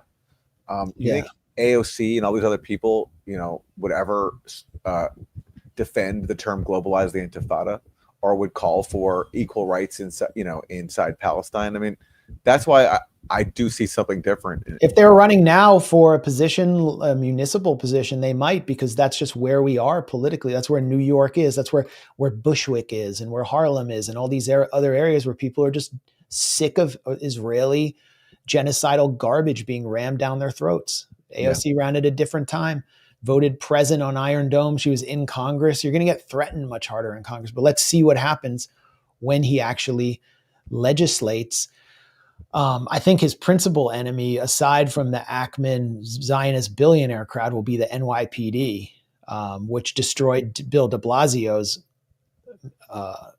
tenure as mayor. They're like an army, they're like a city within the city, a government within a government. But Bill Ackman, I would love to see him run for mayor. That would be a great idea, because let's bring the Zionist billionaires out from behind the curtain and put the spotlight on them and see what they really believe and who they really are. And Yeah. then we can start scrutinizing them in public and talk about his wife's involvement with Jeffrey Epstein to produce a strange orb as a gift for Epstein on behalf of her MIT Innovation Lab in exchange for a large Epstein donation. Let's talk about how Bill Ackman made his money and how he shorts companies like Nike by accusing them of anti-Semitism. Let's talk about his proposal for making New York more affordable when he lives in a $14 million penthouse overlooking Central Park. I mean, who are these people? They were the ones who had a WhatsApp group of 50 Zionist billionaires. I mean, you can't, if an anti-Semite with an extremely feverish imagination couldn't have made this up. 50 Zionist billionaires had a WhatsApp group after October 7th where they plotted to control Eric Adams, staged counterinsurgency ops against protesters, paid for private detectives to investigate Columbia students in cooperation with the NYPD, and pushed the NYPD to act more harshly. We're talking about, remember who I mentioned before, Len Blavatnik? Russian-Israeli billionaire Len Blavatnik, who set up like a special school at Oxford to give Bill Clinton a position, but also donated to Trump. So he became kind of roped into the Russiagate scandal. Daniel Lubitsky of the guy who does Kind bars, which are disgusting and not good for you, and is like the only food you can get at Starbucks that isn't over 1,000 calories. I mean, all these Zionist billionaires were plotting schemes, and Bill Ackman was at the heart of it. That's what they think democracy is. And suddenly they don't have a mayor who's going to take their WhatsApp messages anymore. Whatever Mamdani does, I don't think he's going to go as far as Eric Adams, who's just their ultimate tool. So they're trying to get behind Adams. Adams is their guy. Eric Adams, who was a subject of foreign influence from countries from Turkey to Israel to Qatar to China. Everybody was paying him and everybody was lining his pockets for favors. The Trump administration lets him off the hook in exchange for basically supporting Trump and letting ICE into the city. That's the guy they're all going to back against Mamdani. It's going to be Mamdani against Adams. And meanwhile, there's just I'm sure there's like tons and tons of Zionist billionaire money pouring in. And, you know, here's David Frum, who kind of represents the Democrats now, even though he was a Republican Bush speechwriter who should be in jail for his role in the Iraq War. One of the aspects of the British experience with Jeremy Corbyn that is already being repeated here, people with zero or worse regard for Jewish life and Jewish safety, scolding actual Jews about how wrong and stupid we are about Jewish life and Jewish safety. So they're going to try to Corbyn Mamdani. And the lesson from Corbyn is don't give them an inch. Yeah. You know, as Corbyn unfortunately didn't do. He did give them an inch and they took a mile. Hopefully Mamdani will follow a different course. And what I would say about the DSA is they've been a better kind of grassroots or a better vehicle for Mamdani than like Momentum was for Jeremy Corbyn. And there's no Owen Jones within DSA who's stabbing Mamdani in the back as Owen Jones did to Corbyn. Or Paul Mason, you know. Yeah. And So, look, I live in New York, so I've seen it, and the energy is it's great to see people are involved, they're excited, and like Gaza is a major issue for people. It's not the only one, but it's a big one.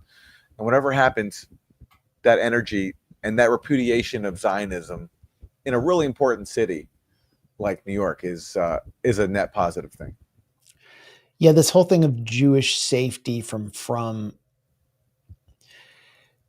is ironic in light of what's been happening in Israel, where it's pretty clear that's the least safe place for Jews to live. I spent time in Iran with Jews. They're much safer in Iran than they are in Israel. They were until Israel started bombing them. Israel bombed Jews in Iran. And now you see all this hysteria with rich Zionists in New York talking about leaving. They're all going to leave New York if Mamdani's elected. Here's a New York Times piece that What's funny is they would never go to Israel. They and just they go would to Florida. exactly. Yeah. So they want to use Israel and prop it up, but they'll never actually go live there because they just, I don't know what it is. They like the idea of this like Jewish supremacist state, but they prefer still to live here. They want it to be, they need an embattled Jewish state Yeah. to give them an identity here Yeah. while they live in total safety. They need the US to recognize Jewish safety and prioritize Jewish safety and make Jewish safety paramount and ram Holocaust education down the throats of Black students in public schools every day. And they get to support an ethno-supremacist state over there. This is the New York Times. Mamdani's victory spotlights a deepening rupture among U.S. Jews. And the last quote is just, I think it's the... Zoom in a little bit so it's a little larger. Wait, yeah.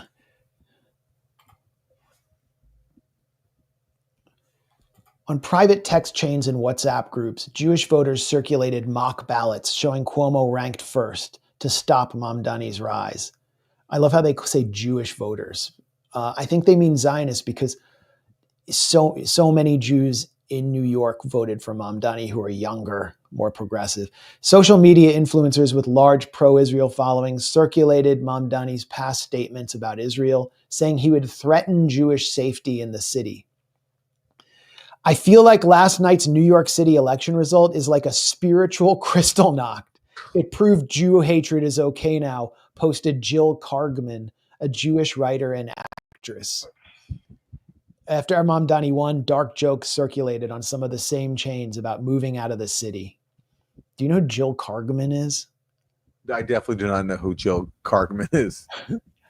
Yeah. It's a spiritual crystal knock. What's he going to do? Like, what do they think he's going to do? Well, he's just Muslim and brown to begin with, so that's scary to them. Just the fact that a brown Muslim guy is poised to be in a position of power, that's enough for them to feel unsafe. And then the fact that he sees Palestinians as human beings. Yeah, no, of course, there's no thought as to what he's actually going to do. Like, and of course, he's going to moderate his rhetoric if he takes office. That's what everybody does. So, I mean, what can you say about these people? But I hope some of them do take up their fear-mongering and actually leave. I mean, New York would be a much better place if they did leave. I hope they. Well, it'd help him make good on his promise to lower the rent. Wait, I got to close this ad. Yeah, Eric Adams, the Jewish community should be concerned. Oh my God. Yeah. My hard drive's being attacked by Israeli media. Yeah, that's going to be their line against him. And they're going to try to either rig the election or make Jews the spoiler, which would be great. I think that would be great for Jewish safety and the reputation of Jews after a psychotic apartheid state claimed the mantle of Judaism in slaughtering like 300,000 people in a besieged concentration camp ghetto. That would be great. Isn't it Israel that's making Jews unsafe by design? Of course it is. That's the engine for Jewish insecurity. And again, by design. Israel doesn't want Jews to have a future in the so-called diaspora. It wants to imperil their existence in order so that they have to move there. But none of them are buying. So like Ron DeSantis is making jokes about how housing prices are going to go up in like Boca Raton. He's like openly making these jokes that they're all the rich Zionists are going to move to Florida. I hope that somebody sends Dave Portnoy a clip of you making that joke about how the rent will go down if the Zionists make good on their threat to leave New York, because he had that meltdown about how you can't even joke about Jewish people anymore. So I hope somebody sends him that clip, that joke in particular. That'd be good to see. Dave Portnoy represents the washed up 2014 era. Has been Dave Portnoy represents all the bad Jewish stereotypes, especially of entitlement, and none of the good ones like superior intelligence and a good sense of humor. And, his meltdowns in the last couple of weeks have been just so entertaining. I think that we should run an ad campaign for American soldiers, just showing Dave Portnoy's meltdowns and him waving an Israeli flag at a UFC fight, and tell them this is what you're fighting for in Iran. You're fighting to make Dave Portnoy feel safe. Just to illustrate just some more of the hysteria about Zohran Mamdani, this is a clip from the Brian Lehrer show, which is like a call-in. I love this stuff. On NPR here in New York. And a caller phoned up Senator Kristen Gillibrand, who's the guest, and like just launched into this meltdown about all these things that Zohran Mamdani is going to do. And it's all these things he said. It was all fake about his like supposed threat to Jewish people. But listen to how Senator Gillibrand and Brian Lehrer, the host, like hears all this from this caller. It's like, I don't know if any of this is true. And, I can't fact check you in real time, but listen to what Senator Gillibrand says. Fact check everything in real time, but do you know any of that to be inaccurate or accurate, including the original premise that he would somehow target synagogues if they were contributing to groups like Hatzalah, ambulance services, in a way that he could hurt the synagogues? I just don't want to give out information that's false, but I also don't want to shrink from information that's true. Well, the caller is exactly the New York constituents that I've spoken to that are alarmed. They are alarmed by past public statements. They are alarmed by past positions, particularly references to global jihad.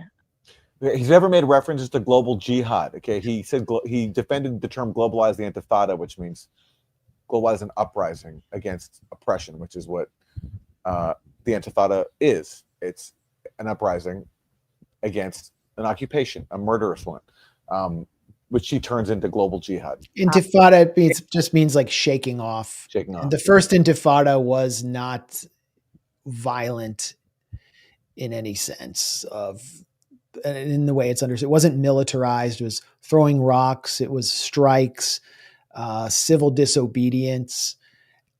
But you're not allowed to rebel if you're Palestinian. That's the point here. Anyway. Very serious issue because people that glorify the slaughter of Jews create fear in our communities.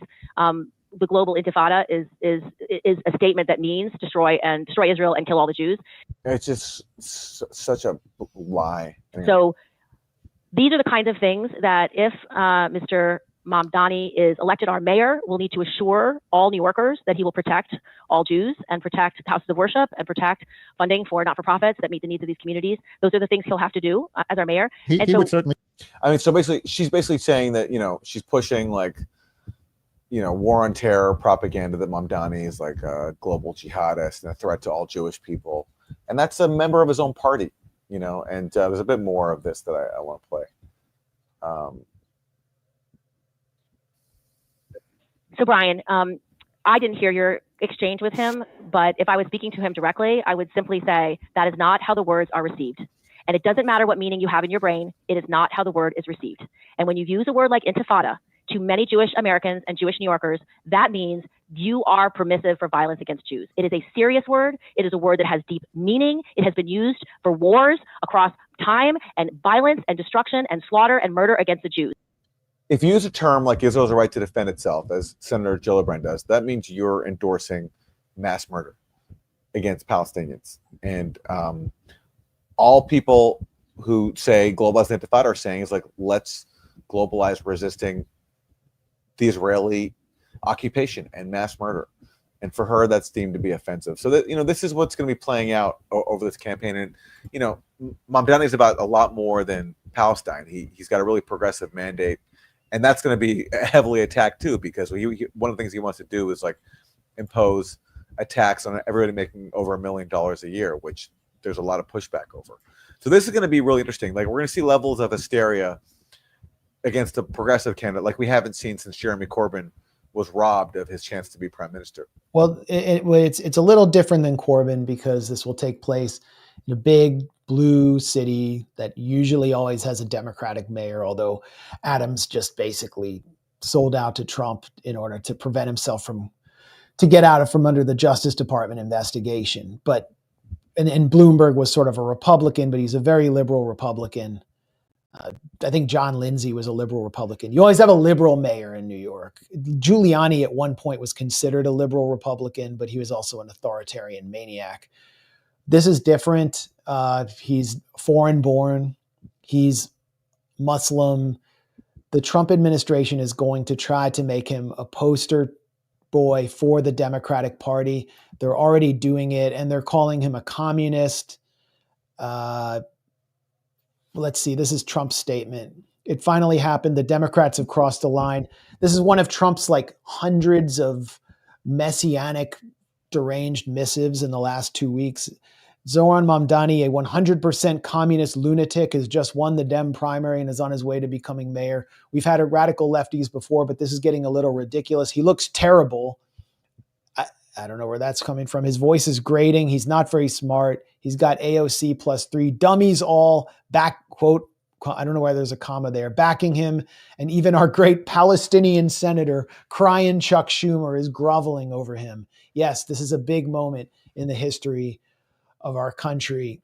So that, Trump is sort of setting the tone there. He's going to attack New York. He's going to, try to ramp up ICE raids to create a conflict with Mamdani. He's going to try to suspend federal funding for New York and hurt New York. And Charlie Kirk, who's one of Trump's main influencers, declares 24 years ago, a group of Muslims killed 2,753 people on 9/11. Now a Muslim socialist is on pace to run New York City. Yeah, those Muslim socialists in Al-Qaeda, those CIA-backed Muslim socialists, it all makes sense. But this is the message, and I've seen just like complete hysteria among MAGA influencers. It's all very coordinated, calling to deport him. And there was one scene where Zohran visited a Sikh community center, and I don't know where it was, but some MAGA influencer claimed that he was displaying or like revealing what a jihadist he was.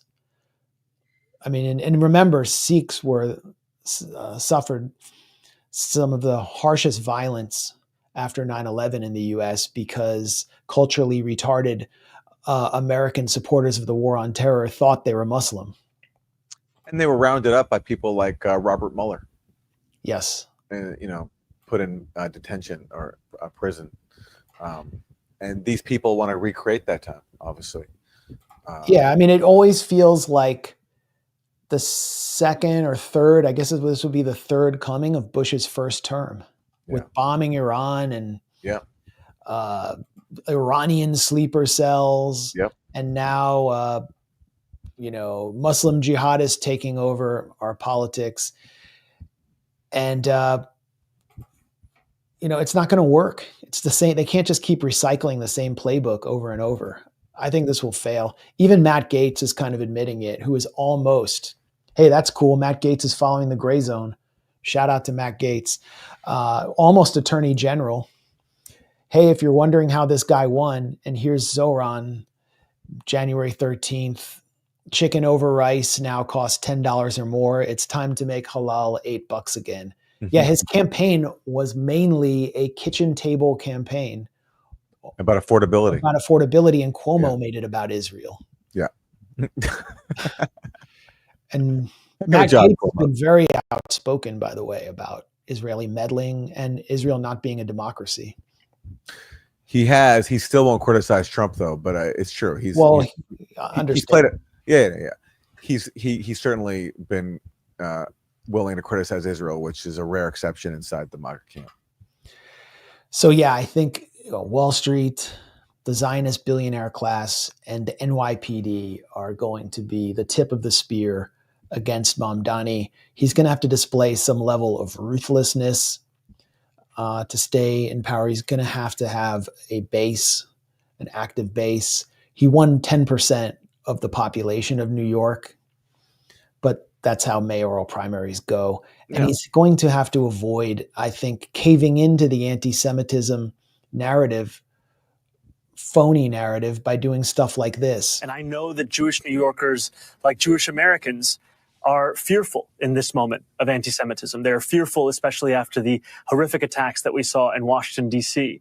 and in Boulder, Colorado. And they're fearful also in conversations that I have heard myself about life in this city. And I spoke to a Jewish man in Williamsburg not too many weeks ago who told me about the fact that he now locks the door that he used to close, that he used to keep open for years because of a fear of who may come in. I spoke to a friend of mine after October 7th who told me about going to his synagogue for Shabbat services and hearing the door open behind him and turning around with a tremor going up his back, not knowing who was walking in and what they wished for them. And ultimately, it's through the conversations I've had with Jewish New Yorkers that I have developed a proposal for the Department of Community Safety that would include an 800% increase in funding for hate crime prevention programs. Because ultimately, we cannot simply say that anti-Semitism has no home in this city or no place in this country. We have to do more than talk about it. We have to tackle it. And that's what we will do through this funding and through this commitment. We will root out bigotry across the 5 boroughs. 800% increase in some program on hate crimes. Like, hate crimes programs, hate crimes legislation, it's mainly used to just increase police budgets and increase surveillance and to increase penalties for people and accuse people of speech crimes. So, well, I can't assume that that's where that increase he proposes would go. But what I mean, like, obviously, I'll grant you that that's a strong possibility. But maybe, I don't know, there's some other thing like that money could be used for. But regardless, I wish he would say, if he's going to make those kind of statements, I can understand the argument for it. Just say also, I'm not going to be intimidated by people who want to conflate criticism of Israel and its genocide with anti-Semitism. I refuse to be intimidated by that. And like, as you said, to not like, to be ruthless and don't do what Jeremy Corbyn did, which is try to play like, like try to cater to it. It just doesn't work. So I wouldn't mind that statement he just made if he also said, I'm not going to be intimidated into like backing down my criticism of Israel, and I won't accept people who conflate deliberately criticism of Israel and opposition to genocide with anti-Semitism. He's also pledged to arrest Netanyahu. Yeah. According to international law, because there's an ICC warrant. Yeah. Netanyahu may make a visit to New York in order to test that. It's the kind of thing he would do. And I don't think he's going to arrest him. No, he probably won't. But the fact that he said it, I don't know. I think he represents something.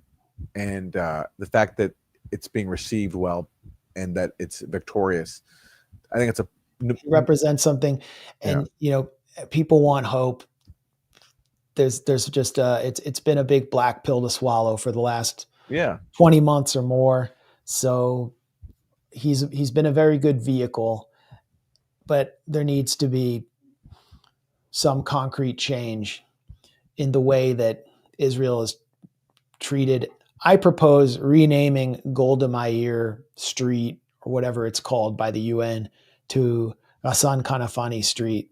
But that's just me. At least do something symbolic. But I think he's going to try to put Israel on the back burner, focus on affordability, which is popular all across the city.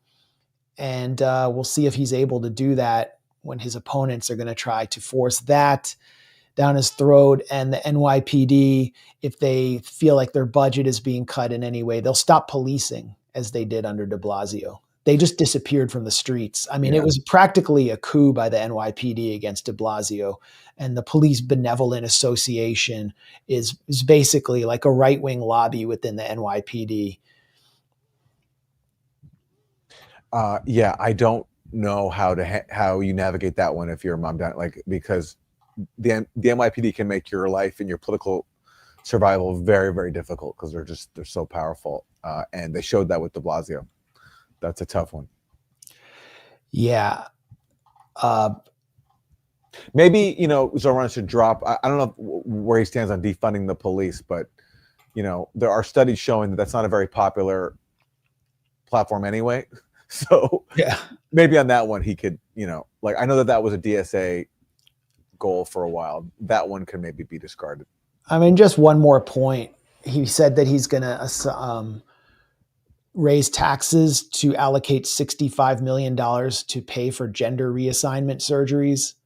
And I know if you're running for mayor in New York, like even Eric Adams did it, you have to cater to the LGBTQ community. There's a lot of people who identify that way who live in New York.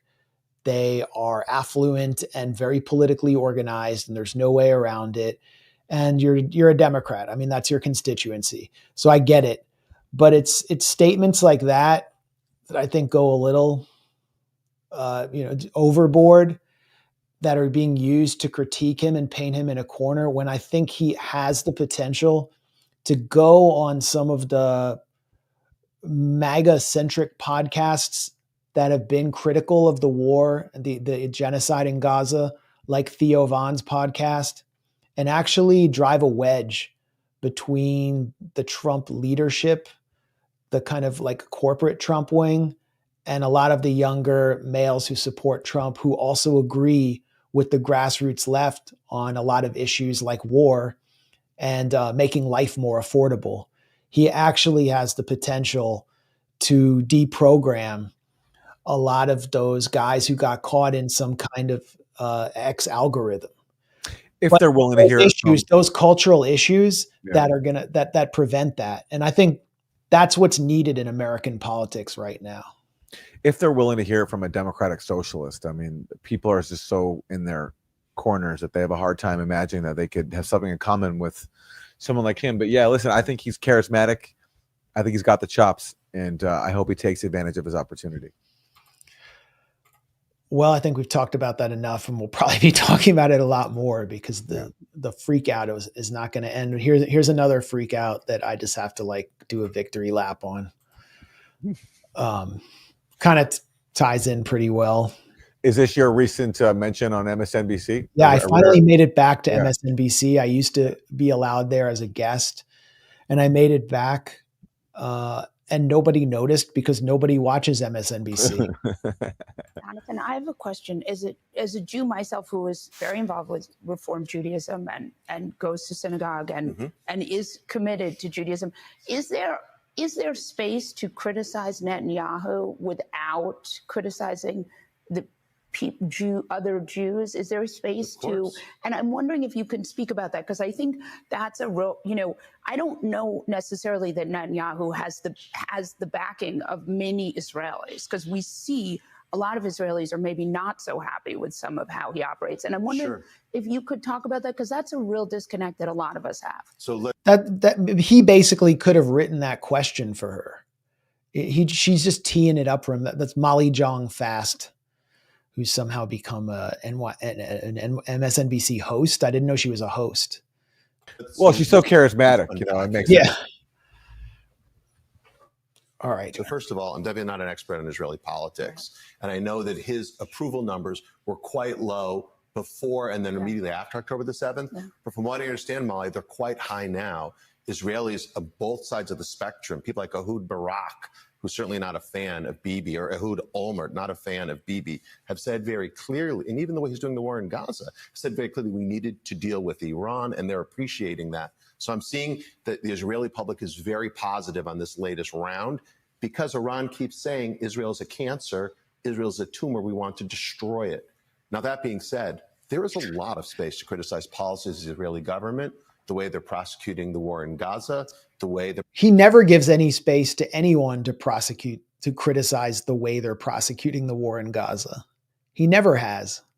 Yeah, he spends his time making up lists of people who criticize the so-called war on Gaza, which by which he means genocide, try to get them canceled. And he lists anyone who protests the genocide in Gaza as anti-Semitic. That's what he spends his time doing. So his whole life is dedicated to removing any space at all for any criticism of Israel.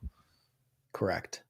This is push for judicial reform. Like, there's lots of ways to criticize the Israeli state and not to demonize Israelis. Yeah, to take on policies of the country without delegitimizing it or questioning its existence. So look, ADL does that. Lots of American Jews do that. But in this moment, what I'm focused on— ADL does not do that. When has the ADL ever done that? Really?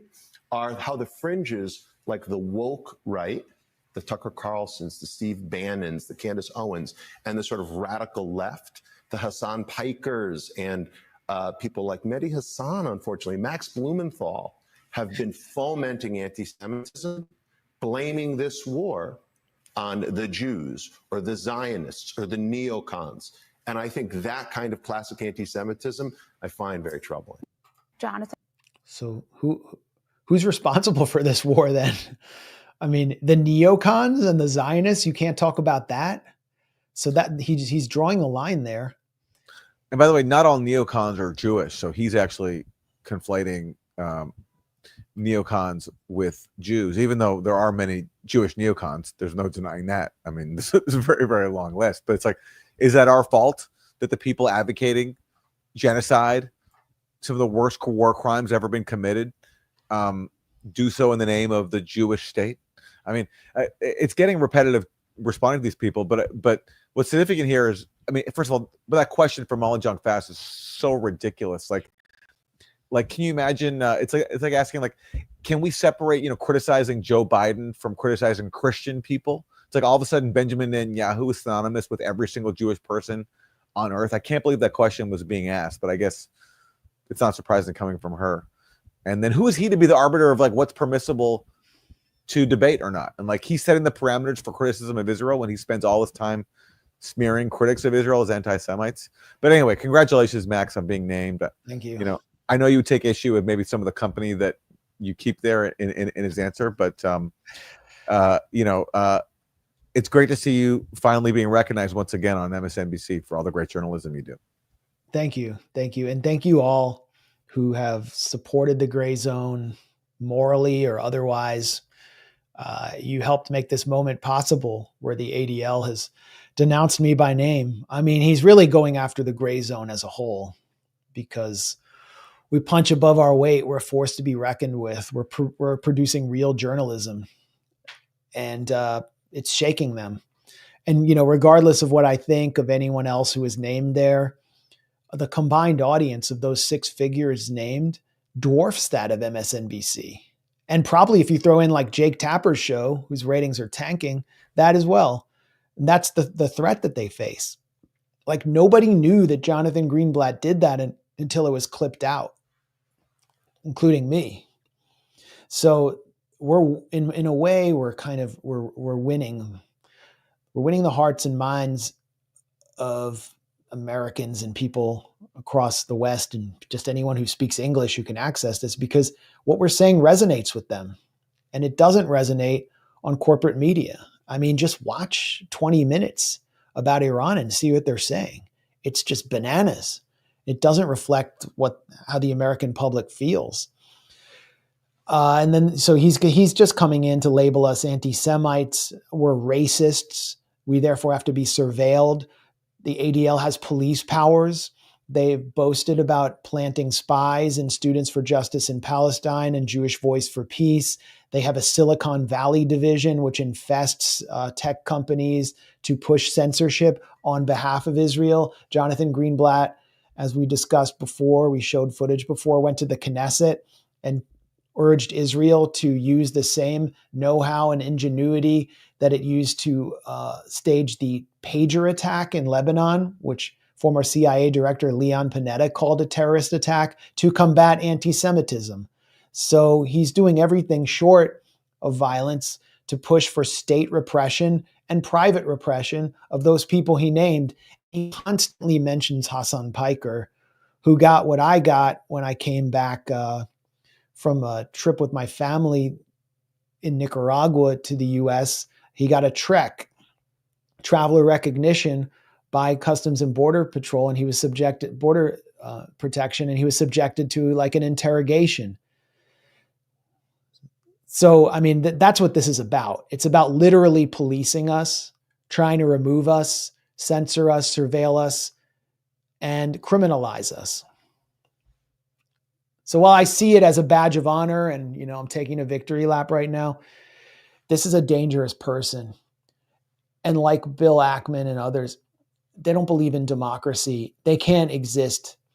These Zionist enforcers cannot exist in a true community. they cannot exist in a city or a community that they cannot control. So I hope you get named next, Aaron. You got to do more. You got to step it up. Yeah. We got to get you on one of these lists. But this is really just about the gray zone. It's not. Now listen, it was a symbolic strike on the gray zone. Well, like, listen, you've been sounding the alarm about the pathological nature of Israel for a very, very long time, and it's great to see one of Israel's biggest apologists recognize your work. It's a real honor, and how he gets to still go on television and portray himself as an expert against discrimination and bigotry when he's one of the biggest purveyors of bigotry is beyond me. But that's why nobody watches corporate media anymore, and people tune into independent media like ours. So it's great to see. Can I explain the B'nai B'rith ADL letter about not protesting Hitler in the Lenny Brenner documents book behind me? Yeah, that's right. There are 51 documents on Zionist collaboration with Nazi Germany. Very important book. And that was part of the negotiation over the Havara deal, the transfer agreement, where the Zionist movement under Ben-Gurion had negotiated with Nazi Germany to exchange Jewish bodies and property, and they, in order to ink that deal, they went to the U.S. to prominent rabbis like Stephen Wise in Ohio, whose synagogue, the current rabbi there, is constantly raging and incoherently denouncing Jewish anti-Zionists. They got them to basically instruct American Jews to stand down and cancel their boycott of Nazi Germany and Hitler following Hitler's seizure of power in 1933. I actually had forgotten there was an ADL letter in there, but basically the instructions came from the Zionist movement. And the ADL has just a scandalous history in the United States. Mark Ames wrote about this, how he was an activist in the Bay Area and would go to meetings about, protesting and organizing a boycott of apartheid South Africa. And he later found out those meetings were being spied on and surveilled by the Anti-Defamation League, which was working with South African intelligence, because apartheid South Africa was a key ally of Israel that had actually received nuclear technology from Israel. So this is all, we're still living through this nightmare, but they have less legitimacy than ever. I don't know if, can we do one more clip here before we peace out? There is one thing that is uniting the left and the right, and that is Jews. This is not just a problem on the left. Go look what's going on social media on the woke right. It isn't just some Nazis in a basement anymore. Okay, Marjorie Taylor Greene is holding up the Anti-Semitism Awareness Act because she wants to be able to say that Jews killed Jesus. So this is a problem in both of our houses, and pretending it is not is one of the reasons why we're not cleaning it up, because we're just saying, oh, you over there or you over there. This is not going well for Jews right now, and it isn't getting better. By the way, we have not yet peaked to where this is going to go. And yeah, we can talk about the legacy media all day long, Mr. Schneider, but that's not where we're losing the youth of this country. We're losing them on TikTok, which is owned by a foreign country that the president now has extended beyond what the law has allowed. I don't want TikTok to go away, but I want it to get out of the hands of the Chinese. Okay? They are doing the Nazi playbook. They are dividing us. They are fomenting. They don't need to do it with B-2 bombers. That's not what the Chinese plan is. The Chinese is to get us to fighting amongst ourselves. The Chinese plan is to get us angry and divisive. And the Chinese plan is to start with the easiest target possible, and that is us. And so until we stop doing this, who did what to who stuff, okay, we're not going to solve this. Jews are losing their usual allies, those allies that we've had for decades and decades and decades, groups that Jews have stood up for. We're losing them by the moment, especially amongst young people. So, I'm called a foreign asset, right? I wonder why. I'm a foreign Correctly. What are you? I mean, it's just endless. Go look, any post I put up, the hatred, the vitriol. that's going on. Complete lack of self-awareness. And so I appreciate this hearing, Mr. Chairman, but this hearing ain't going to fix shit. Okay? This is a virus that is spreading. And until we're serious about stopping what's going on online and the brainwashing of our kids, this is going to get worse, and more people are going to die in this country. People are going to die because of free speech and the First Amendment. It doesn't have to do with anything except China owning TikTok. And the only way to stop it is for the government of the US to commandeer TikTok and censor social media to protect quote unquote Jews from another Kristallnacht. When in reality, the problem stems from Jared Moskowitz, who's echoing the same exact talking points with the same language as Jonathan Greenblatt, with the same censorious authoritarian agenda. And the real problem is what Israel is doing under the banner of a Star of David committing genocide. That's why they're losing their allies. And then they're lumping all Jews in with them. He is the virus. Like this freak out he's having about this virus. He is the virus. He's spreading the poison of like paranoia and because he can't handle people not being on board with Israel's genocide, mass murder of Palestinians. It's like Russiagate, but way worse, because like Russiagate was just like a freak out about like people couldn't handle Trump being elected, so they blamed Russia and they thought like Russia's poisoning our minds. They're all being brainwashed by Russia. This is like a meltdown in service of even worse censorship than Russiagate promoted, and in service of a genocide. And it's the perpetrators are pretending to be the victims. And the best thing he could do if he wanted to stop anti-Semitism is to stop talking. You know, honestly, that could be his contribution. The best way to end anti-Semitism is to dismantle the ethno-supremacist apartheid state in Israel. That's the key generator. That's what Jared Moskowitz is responding to, but he can't acknowledge it. So he somehow blames China. And just to stress this, he's a Democrat. He's a Democrat. He's a Democrat from Boca Raton. So, you know, his constituents are. I thought he was New Jersey. Pretty sure he's in Florida, and he's just probably shares a lot of funders with Donald Trump. A lot of ultra Zionist funders. Yeah, you're right. He's from Florida, and yeah, you're right. You're right. But you know, the woke right. Why are they using this language about the woke right? It's something that I saw like Richard Hanania or some of the like right-wing Zionist elements on Twitter cook up, and I can't quite understand. It's like, how is Tucker Carlson woke or Steve Bannon? Is it just a catch-all insult now? I mean, it seems to me the woke right would be the people who are trying to censor college students who are critical of Israel.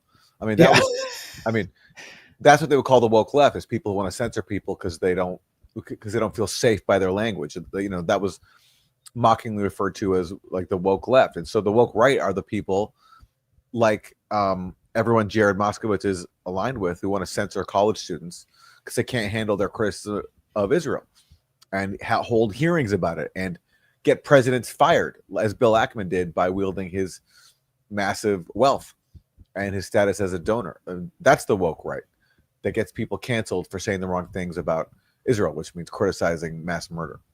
Yeah. Okay. Makes a lot of sense. I've been enjoying their meltdown.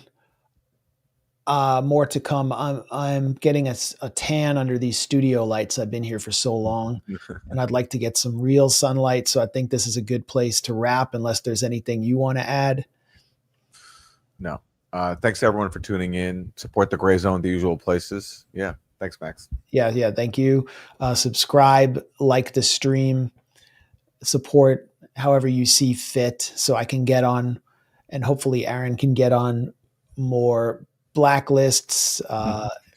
We're signing off for the radical left, launching the spiritual crystal knocked and making our way in all the way up the ADL's top 6. It's been a great show, and we'll look forward to seeing you all next week. And welcome back. Welcome back to the home of freedom, Aaron. Thank you. Foreign trip. Thank you. Thank you. Thank you. I was visiting Budapest, my father's birthplace, for the first time, and I saw where, he took refuge as a infant, escaping the Nazis. But given that we're living through a spiritual crystal knock now because young voters are rejecting Zionism, I